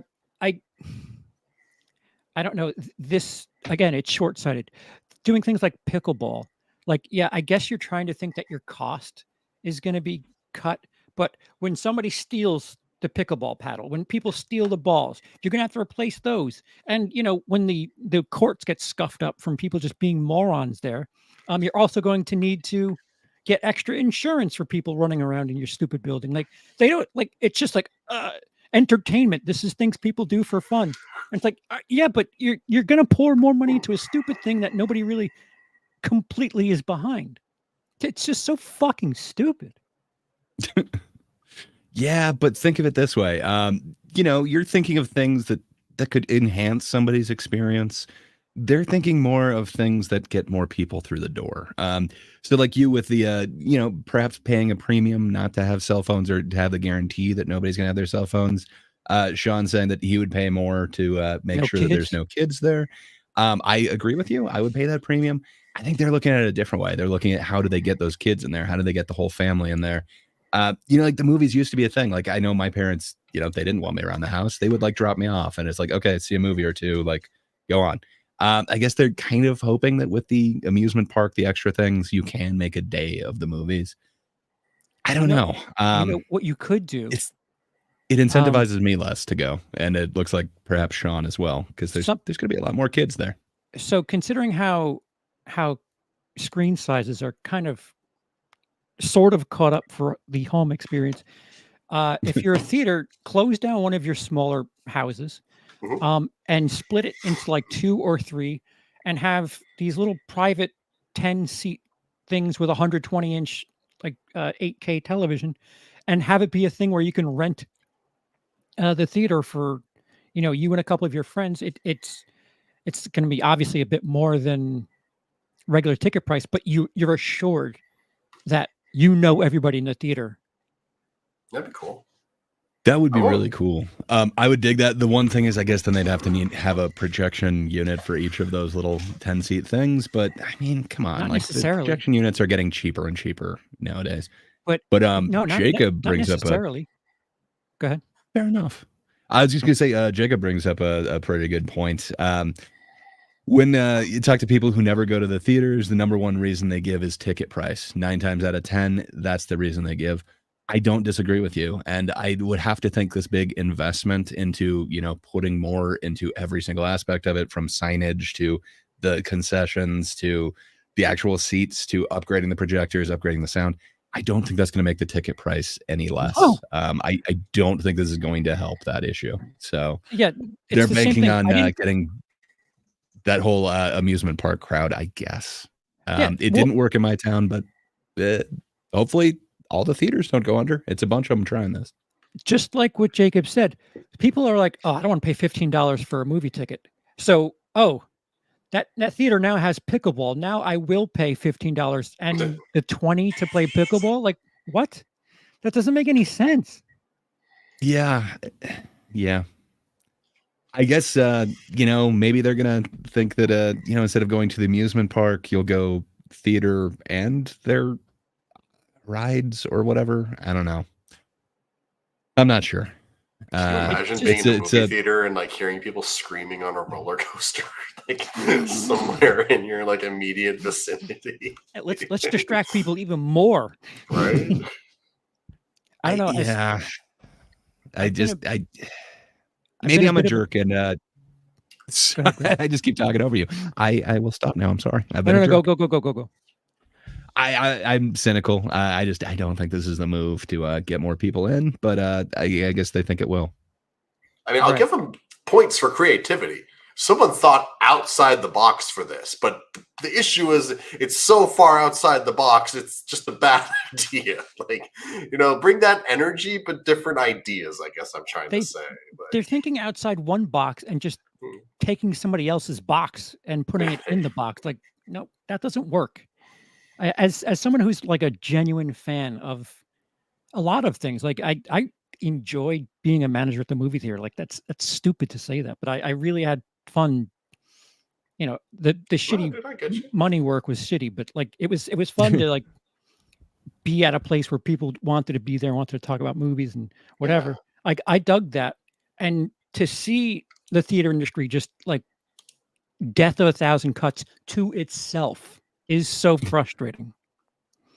Yeah, sucks. I have kind of the same experience, except I didn't manage a theater. I just kind of worked there for free. My Free. buddy had a job there, and it was over the summer, so I basically just hung out there, talked to him, and he was Nice. too afraid to go up on the ladder and like change the signage for it. So I was just doing that for free without being an employee or anything.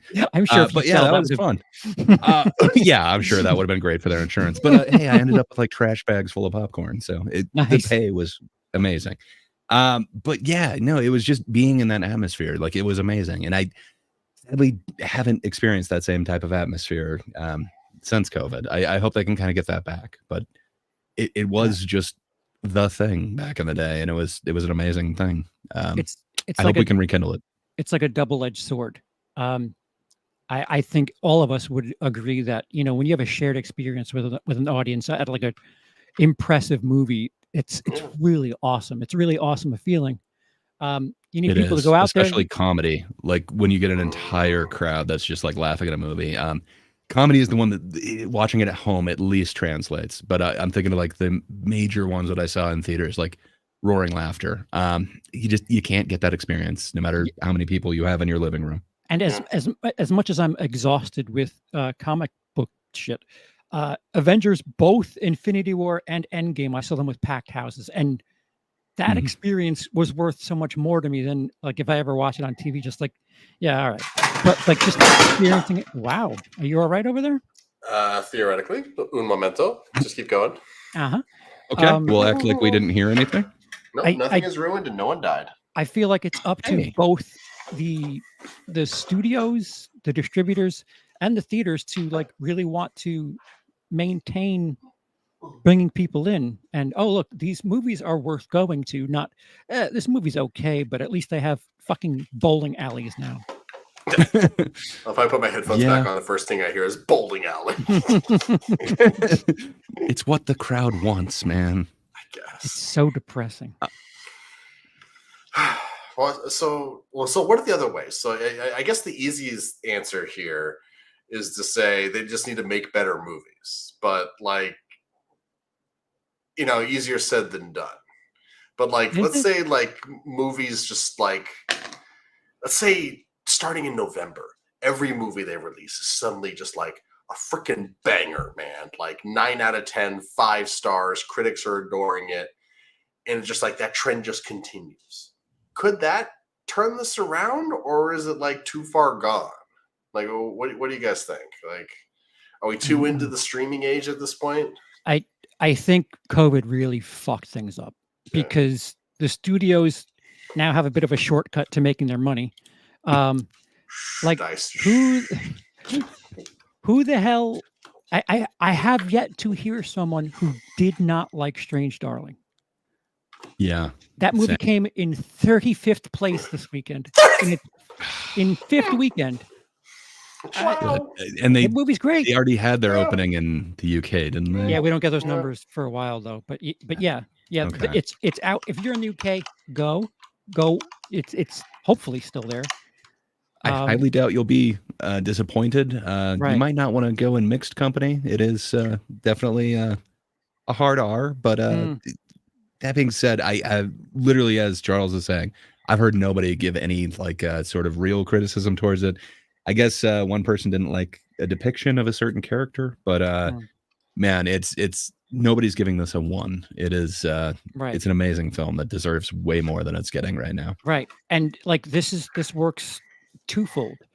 If people go to this movie and enjoy it and tell their friends and they go and enjoy it, it's this thing that isn't an IP. So then theaters say, oh, we could try things that people don't know. Instead, it's just, okay, more Deadpool, more, I don't know, Marvel. What was that trailer they released yesterday? Thunderbolts? That looks kind of cool. Yeah. What is that? I'm not familiar with. I no idea, but it's a bunch of random characters from the streaming shows all coming together. So there's probably about like 4 or 5 different shows you need to watch for this movie. But I thought it looked kind of cool. Like it had like cool color grading to it. You don't see that a lot in Marvel. What's the bootleg Captain America looking guy? Oh, that's from the Falcon and the Winter Soldier. He got the serum and he got the shield, and he was supposed to be the replacement, but he's kind of an ego dick, and so like it didn't really quite work out. John Walker, that's his name, John Walker. Yeah, I don't know if you read the comics, but there was one, and he was in Avengers West Coast. He was U.S. agent. It's not U.S. agent. That's what it is. actual Captain America, but he looked just like him, but he was slightly darker blue in costume. But it's their attempt to bring that character into it. I don't know. I really know nothing about it. I will probably see it, but I'm not super enthused about it. But hey, there's been a bunch of them that I wasn't super enthused about, and I ended up really liking. It looks kind of weird. I like when Marvel goes weird. It looks like Marvel's Suicide Squad. Kind of. I think that's kind of where they're going with it. But and I love Florence Pugh and David Harbour, so like that's worth like 15 points, just the two of them. Like, I don't know how many points these are out of, but they got it. Good for you, movie. Okay, so I don't know. I was watching it. I'm like, am I supposed to know these people? It like is. Well, that is an interesting question, because like the number of streaming shows you need to watch in order to really follow these things at this point is kind of a lot. And part of the reason that me and my mother, you can make fun of me, bounced off of Agatha all along is because Mom hadn't seen Multiverse of Madness. There was another movie that she hadn't seen, and she didn't remember WandaVision very well. So it's like a lot of stuff is like really in context that kind of made it a little difficult to follow for her. And then we switched over to Wednesday, and we had a lot of fun watching that.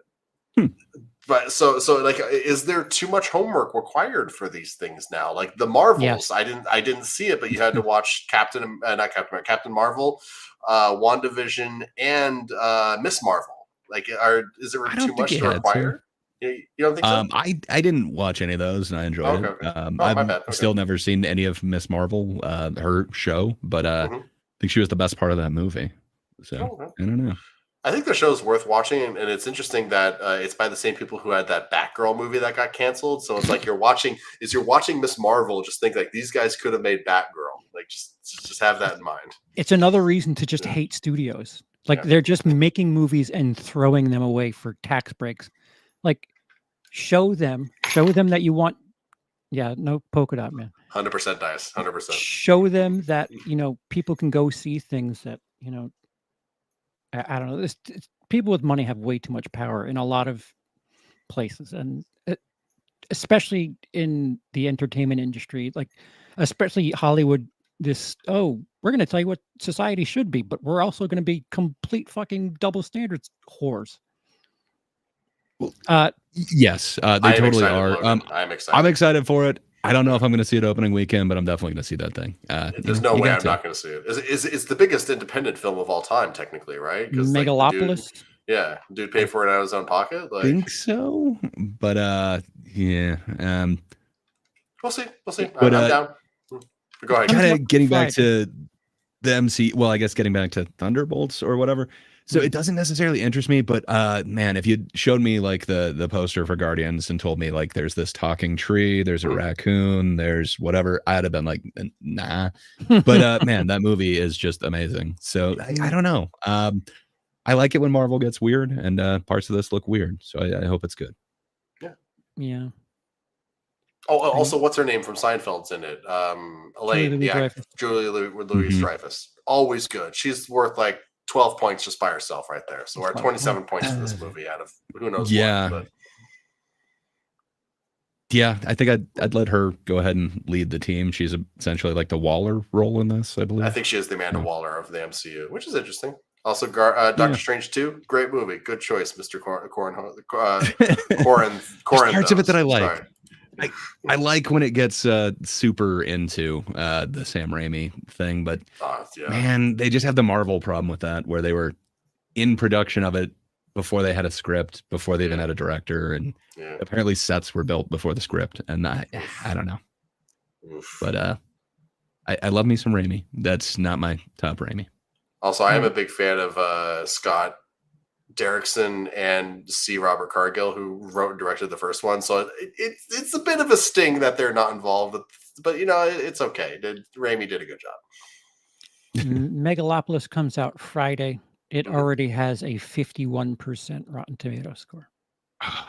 That's bad. Is it? It's not good. Yeah, but only certain they at people's least get a opinions matter. score. Supposedly, certain films couldn't get scored on Rotten Tomatoes, so I guess it's got its feet in the door. I was about to say, I don't know if Matt Walsh is officially has a tomato meter yet.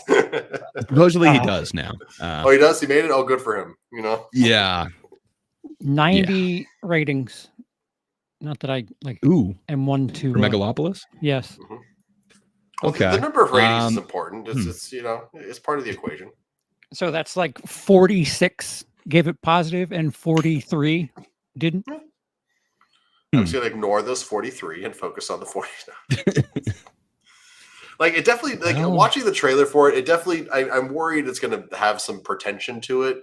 Like you know, when there's like all the big like statues like doing stuff, and there's like a certain Tomorrowland vibe to it. With like, I'm gonna build a future for the dreamers and a city where they can live, and we all know that. Just I the think that's way the driver is talking with that too. I hope it's better than just that one shot that they're using for the trailer, but I definitely want to see it. I don't know. Are you guys going opening weekend?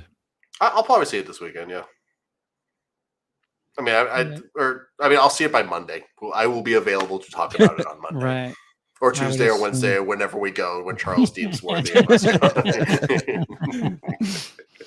Yeah, I'm not in an incredible rush, but at the same time, I don't know. Watching the trailer makes me feel like when somebody tells me that they don't really get Inception, like that's kind of what I think they see when they're like, yeah, I'm not really into Inception. It feels like that type of silliness. Jacob, are you there? spoken to people who have seen it, they think it's overwrought. Ooh, okay.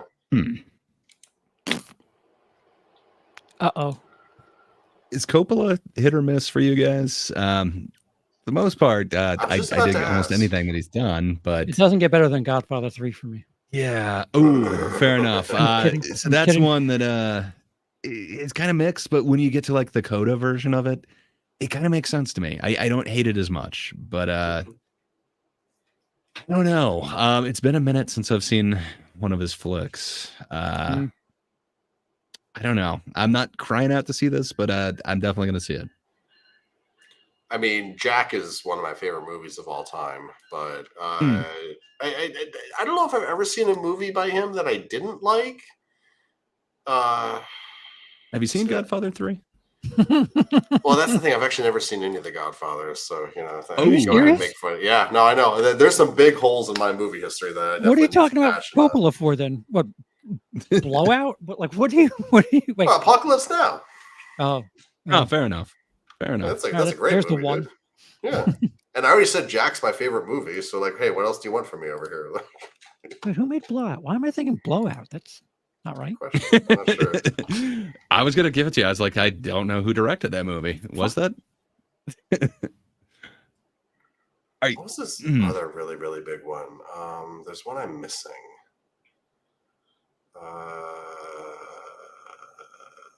It doesn't matter. Why ain't De Palma? Why did I? So stupid. De Palma, totally. So stupid. Oh, I missed that one. That's awesome. I love the. Don't see sound recorders enough in murder mysteries. I take that one. I sometimes get Kubrick and Coppola mixed up.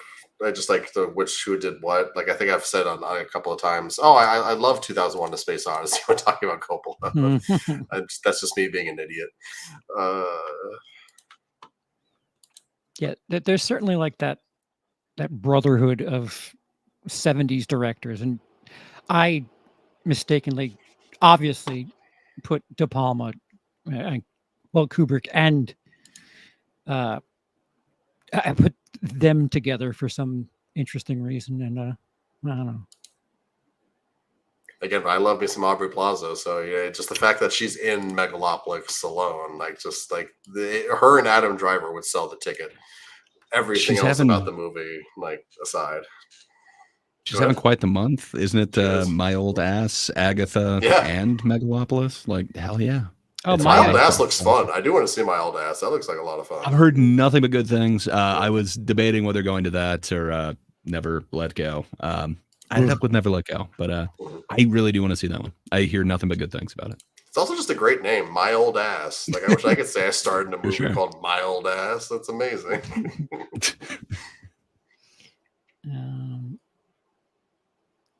This is taking forever to load. Awful. What are you trying to load? Well, we're not good at stalling. Sorry. Not very good at vamping. So Jacob saying Apocalypse Now, The Conversation, and Godfather 2 are his best in his opinion. I don't disagree. I think I like Godfather 2 over 1, and I think I'd definitely put Apocalypse Now over Godfather 2. Which cut of Apocalypse Now, though?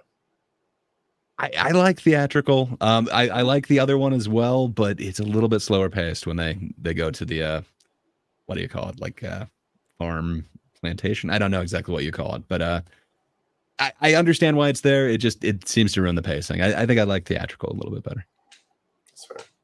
Yeah, the theatrical's good. I don't know if I would love to see the work print as just a thing to put on the background and have like friends and we're just talking about it as it goes. I think that would be a lot of fun, but 5 hours is a long ass time. No, that's right. I forgot they called it redo. The redo. Yeah. You know. How many is it? 3 copies or is it 4? How many different Apocalypse Nows are there? There's a couple of them, right? There's at least 3. Yeah, I think so. Okay. Because I know the last time I watched it, I ended up seeing a version I'd never seen before. So I think there's at least 3. Okay. Is there anything else for the week? We kind of seem to be spinning tires here. I will spin that tire. I think that's about it. I guess there is one thing. I feel somewhat vindicated. So I happen to notice in Cody's. So I haven't watched his actual review for it, but the third film at Fantastic Fest, the third mystery film, happened to be Heretic, which is coming out in November, starring Hugh Grant. He said it was his favorite show of the entire festival, and I think he said that it's one of his top ones of the year. So I'm really excited for that one. That one, I don't know why. Like a few months ago, I caught the trailer for that, and it's just kind of stuck in the back of my head. I want to see Hugh Grant as a creepy, I guess religious character or anti-religious. To me, that looks like it would really hit on all cylinders. But yeah, if you don't like religion in your horror movies, perhaps that's not the one for you. But I'm super excited after hearing Cody's reaction to it. You're gonna. That's one whose trailer. Oh, go ahead. Sorry. I was going to say, and then Logan brought up Azazel as well. That one looks pretty interesting to me. The Samora Weaving one. I definitely want to see. I was about to say, what is Azazel actually? I haven't seen anything on. Oh, Samara Weaving's in it. Oh, I'm down then. Yeah, I love me some Samara. The Rosemary's Baby prequel opens on Paramount Plus this weekend. Oh, Apartment 7A. I have not heard anything about that. I know Cody did a review for that too. I got to catch up on those. Yeah, he wasn't. Well, he wasn't gaga. I didn't catch it. Yeah, I kind of saw his face on the thumbnail, and I was like, I will watch that later, and have not caught up yet. Man, the Heretic is one of those that the trailer like instantly grabbed me. There's something about just like Hugh Grant being a creep, these 2 girls. It's just like I was down like before I even knew what was happening, and I'm super excited for that one. Same. So I think that and Nosferatu are the ones that I'm most looking forward to this year. But I keep forgetting that's coming out. Yeah, I'm super down. I should watch the first one. I've never actually finished it. I started watching it a couple times in high school and just never finished it. I'll do that and then I'll see the new one. Please do. But hell yeah, didn't mean to take us on a weird tangent. Just really excited for that one. And I guess it's only about a month and a half away or so. Another one that's coming up soon, like a couple weeks, the Saturday Night Live movie. That looks awesome. About like the first showing. I'm super down for that. Yeah, I didn't think I wanted to, but that trailer really got me hooked. So I want to see that one too. Oh, and the other the Will Ferrell movie about him and the Saturday Night Live, the document, that looks cute. I'm super down for that. Like, have you seen that, the Sipo? You got a look on your face. I really want to see that. It looks really interesting to me, and I heard nothing but good things on that as well. So basically, it's so Will Ferrell and one of the original writers for Saturday Night Live, just kind of going on a road trip together. Now that the original writer has transitioned and is a trans woman, and it's just them kind of just like figuring out their friendship now that this is going on, but also like meeting people, and it looks really cute. And like Will Ferrell's just making really casual, down to earth jokes. Like I think the big laugh moment in the trailer is, so now that you're a woman, are you a worse driver? And it's just like, that's the most like downplayed Will Ferrell joke ever, but it's kind of funny. Like I don't know, I'm down. That's not taken as hack. It seems like that's a. It's taken as wholesome boomerism. Yeah. You know, he's the father figure now. Sure. It looks interesting to me. I definitely want to see it. And Manny Manic Media has mentioned that Herzog's Nosferatu is also worth checking out for sure. I'd love me some Herzog. Oh, yeah. I mean, Herzog. True. But Sorry, yeah, that one is pointless. amazing. I hope that this new one can live up to that. I don't know. It's hard to beat whatever Herzog or Klaus Kinski. And Logan asks if there's any. Sorry. Go ahead, Lindsay. Any excitement for Smile 2? Yes, I'm super excited. I love the first one. The trailer looks good. I'm a little worried about the ending. It might go a little more truth or dare than we might want it to, but I still think it's going to be pretty dope because the first one was dope as hell. Wait, why do you think the ending is going to go truth or dare? Okay, so if you don't want to know anything about Smile 2, tune out in 3. Get closer to the mic. If you don't want to know anything about Smile 2, tune out in 3, 2, 1. It's about a pop star this time and her possession with the smile demon ghosty thing. And so I'm worried that it's going to end with her killing someone on stage. So the entire world gets infected by the smile thing and she's spared. That who knows? And there's even a way, I think there's a way that you could do that it would be cool. I'm just worried that watching the trailer, I'm like, that like I think it's just, I don't know, that's where I would go if I was the writer. That doesn't mean they will go there. There's a reason I'm not a professional writer. I don't know. I don't know about that's that. where my head's at. Yeah, They're going for AI at this point. they're going for that's yeah. true. Okay. Yeah. The fact that it comes out within a month and I haven't seen anything, and I get suggested a lot of silly horror content. The fact that I haven't seen a thing for it really kind of freaks me out. That is interesting. I feel like I see that one trailer, and it's a good trailer. It doesn't show very much, so that I like that it's just the one trailer that's out there right now. I had to go search for the trailer. I've never been shown the Smile 2 trailer. Oh, funny. Okay. I saw the. But I think we all loved the first one. Oh yeah, So the first one's so weird. Like I don't know why it wouldn't be pushed out there. It does kind of leave me with some hesitation. It made a stink load of money too, so it just doesn't make sense. How did the first one do? Let's see if I can get some hard numbles behind that. Box office. Hard numbles are cool. Oh, my numbles are gonna be so hard. Come on, box office. 217 worldwide versus. That's strong for an R-rated silly. 17. So yeah, that's very good. Yeah. Okay. Yeah, I think they might have broke even A couple on that. dollars. They Yeah. made $5. Good for them. What's the release date on the second one? Oh, that is a good Is it question, sir. 15th? Stop being good at October? this. I want to say it is. I remember thinking it was a couple weeks before Halloween, so I think Ah, around the the 18th. You're wrong. 18th. I think It's that's still a couple weeks before Halloween. that's the last one I need to watch before I do my stupid video. Cool. I watched Infinity Oh, Pool. and Ugh. Oh, who's the actor that's in Smile 2, actually? There's someone kind of cool. Ray Nicholson. Jack Nicholson's kid is in it. Oh. I'm kind of excited to see what he can do. I don't think I've ever seen his kid before. Likewise. Actually, Sam, let's pull up his IMDb. I don't think I've ever seen him in anything. The Beach, the Bench Warmers. Oh, then I have seen him in something. Licorice Pizza. Oh, I vaguely remember that. What was Licorice Pizza? So it's kind of a fun kind of 70s piece. Isn't it PTA? Yeah, I think it is. I liked that movie a lot, actually. Have any of you seen 1992 yet? I have not. Oh, sorry. Yes, I did. Sorry, I was thinking 4:30 movie. I have not seen that. I've seen 1992. I wanted a little bit more. It's Ray Liotta's last film, right? Or Yeah. supposedly one of them. Oh, How many right. does he have in the can? He's been dead for like 2 years now. I mean, they're setting Bro it was during working the that last riots. year.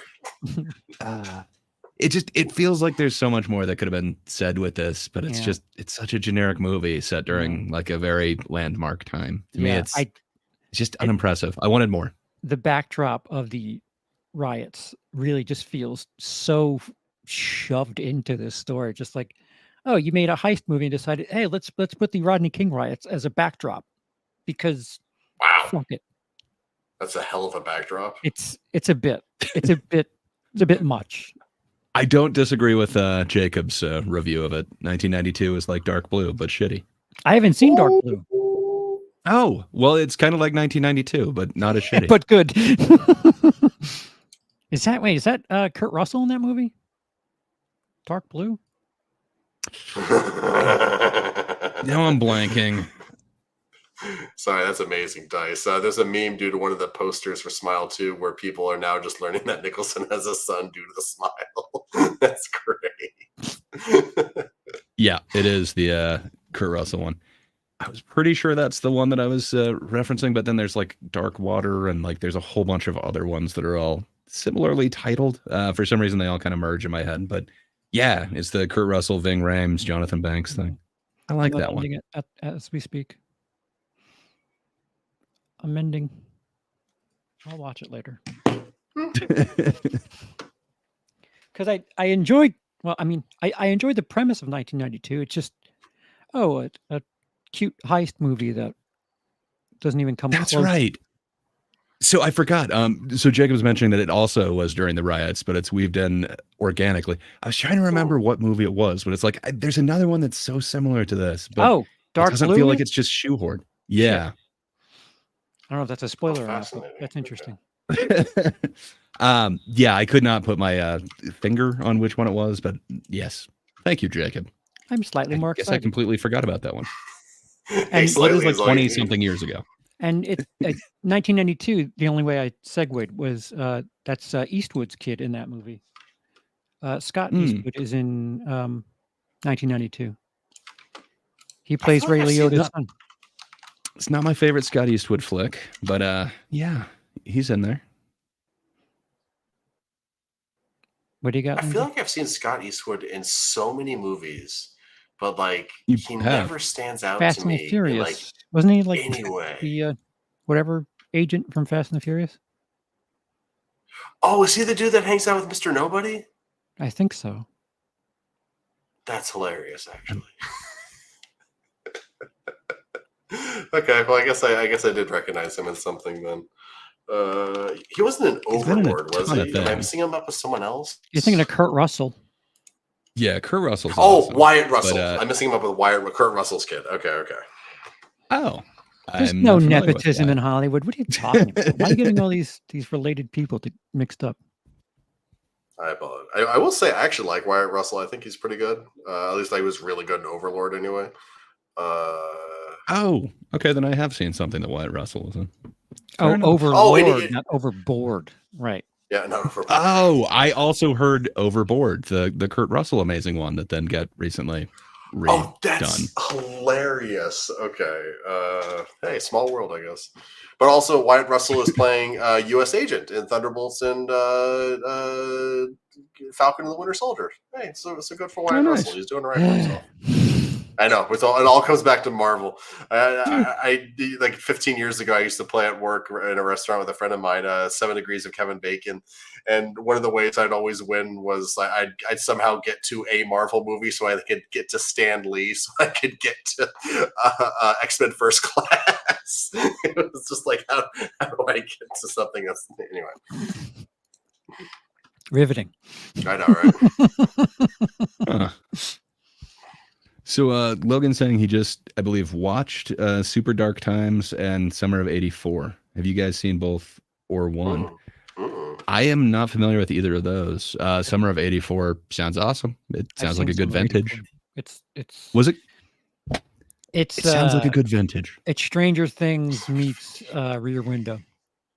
That sounds awesome to me. That You know, sounds sick, actually. when you Yeah. told me like Shia LaBeouf meets Rear Window, I was like, that sounds stupid. But I don't know. I liked that one. Now I'm blanking on the name of it. Oh, But Disturbia. yeah, that's the one. If you've seen So I don't Disturbia, know. it's going to be a little watered down. Well, have you seen Rear Window? Disturbia is a little watered down. Fair, also fair. But like, I don't know. how many sounds kinda cool. filters do you need? Where you're like, yeah, okay, it's Well, there's less sediment. in sadly, I this. don't think this generation's sitting down and watching Rear Window. They should, but Oh, you definitely know, should. even Disturbia. What's that, like 20-something years ago now? Oh my god. 15. Actually, I've got a funny Rear Window story because I saw Disturbia first, but also just growing up in the 90s, like every show would have a Halloween episode where they spoof famous horror movies, including Rear Window, The Simpsons, Oh yeah, That 70s Show. I was gonna say The Simpsons Yeah. did it So heavily. many. Hell yeah. So when I finally sat down to watch Rear Window, I thought it had a twist in it that he wasn't a killer. Because that's what Disturbia did. It made him the killer instead of having so when and then he turns out to be the killer. It was like a double twist, like this 60-year-old movie got me. It was kind of fun.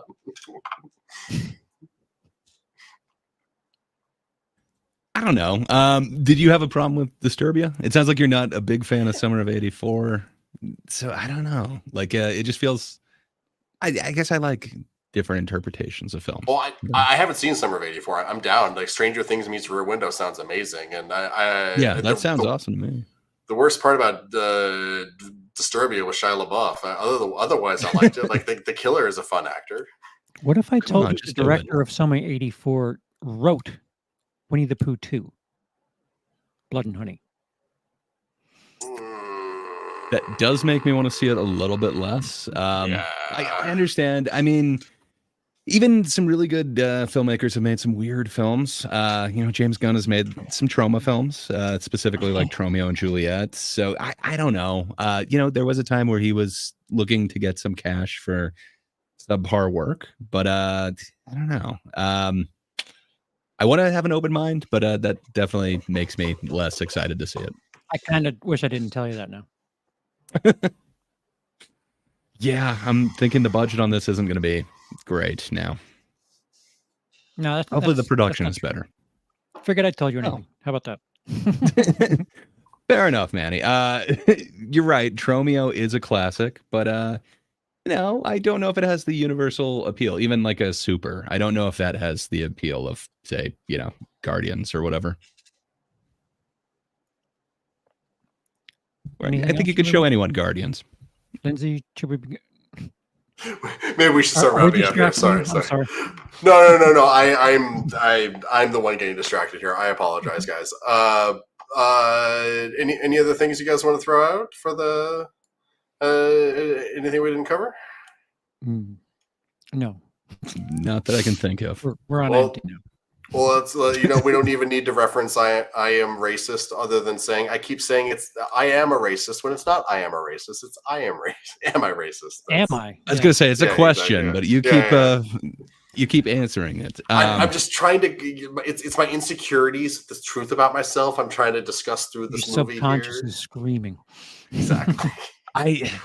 I really want to see that one, just because I've heard the criticism that it's not a comedy, and then I'm seeing like all these reviews saying that it's amazing. So Yeah, I don't know. I'm not seeing anything being like it's mid. So I really want to see it. It seems to be polarizing, but I chose something that I was pretty sure I'd like, The Substance, instead of actually going out to that one. So Oh, that's always Maybe good to next go week. see the good movie as opposed to something you're going to hate watch. I support it entirely.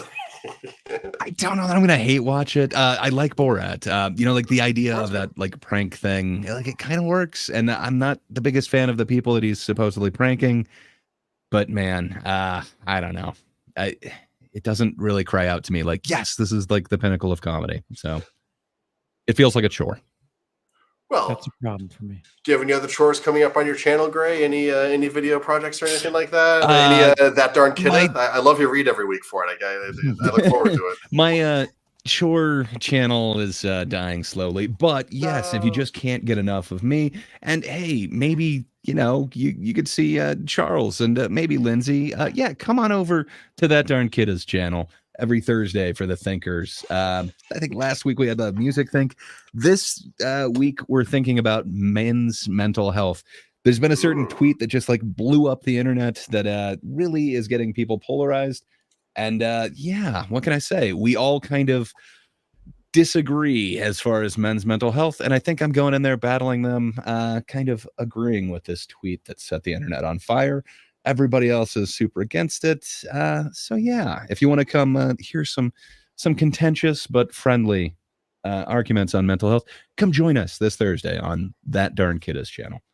That's about all I got going on my side of the internet. What about you, Charles? You got anything fun coming up? Fun? This is here. Oh yeah. It is happiness. It's here in 4K. That sounds fun. It's filled with happiness. How's that song go? Come along if you the happiness is the sorry, go. What? There's a song that has those lyrics. Yeah, I'm like half singing a song. Yeah. Yeah. This is a lot of people have called it the best worst movie, and I would agree with that. And I'll be rewatching it and getting something on paper for the Who Would Like That video. Cool. Ooh, it's one of those flicks. Oh yeah, it's fucked up. Oh wow, okay. It's got horrible subject matter, but it's called Happiness. Quite good. Yeah, Philip Seymour Hoffman is in it. It's from 1998, and he plays a I fucking remember that weirdo. one now. Okay, I thought it was something new. The second that you mentioned Philip Seymour Hoffman, it clicked. Okay, I remember that film. Yeah. That's ringing a bell up here too, actually. I do want to watch that. I think I might have called it something else. There's Cosby elements in it that it's funny you brought up Cuties before. This is kind of along the same line. Sort of. It's a very good movie. It's just the subject matter is fucked. Cool. Oh, sorry, Logan. It's That Darn Kidda, all one word. I don't see my. There we go. So just YouTube at That Darn Kidda, Kitteh, because I don't know why, but because it's awesome. That's why. Great channel, great people that are on there. Definitely check it out if you like what we're doing here. They do great stuff over there. And as for me, you guys may or may not know this. I'm a bit of a dork and a gamer, and the game I've been playing for 25 years, Magic the Gathering, had a huge shakeup in the world yesterday, and I might try and squeeze out a video on that because I think it's a fascinating change that could have massive impacts for the future of the game going forward. And I have thoughts, so we'll see. Also, I'll probably try and get I might try and do something about Never Let Go, or maybe even on Wednesday, because I finally watched it. And I can make a joke about how disappointed I was that the Lady Gaga song wasn't actually in the show. And it was just like a meme that I guess exploded afterwards. Like, it was so confusing to watch that dance scene and hear a completely different song playing.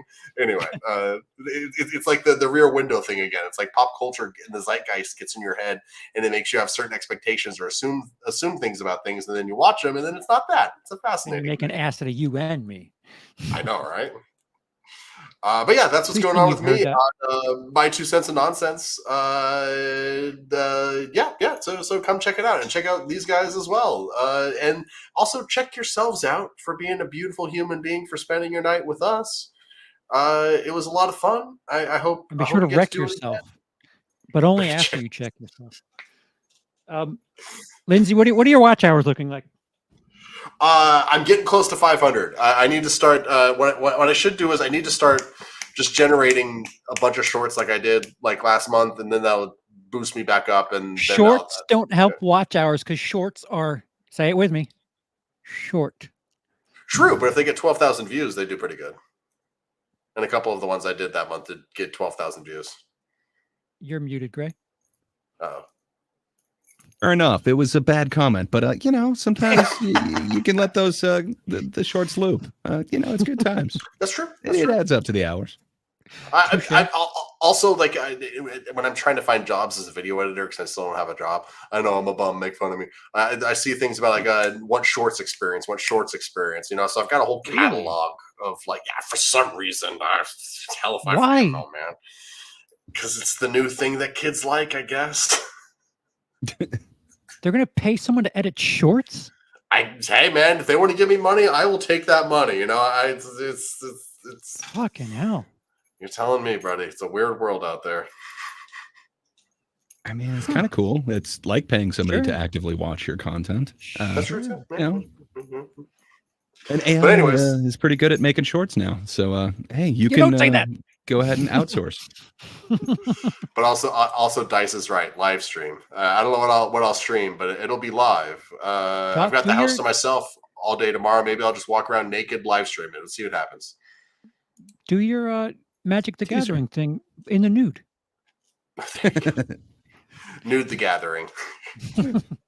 The Gathering is my nuts. Oh God.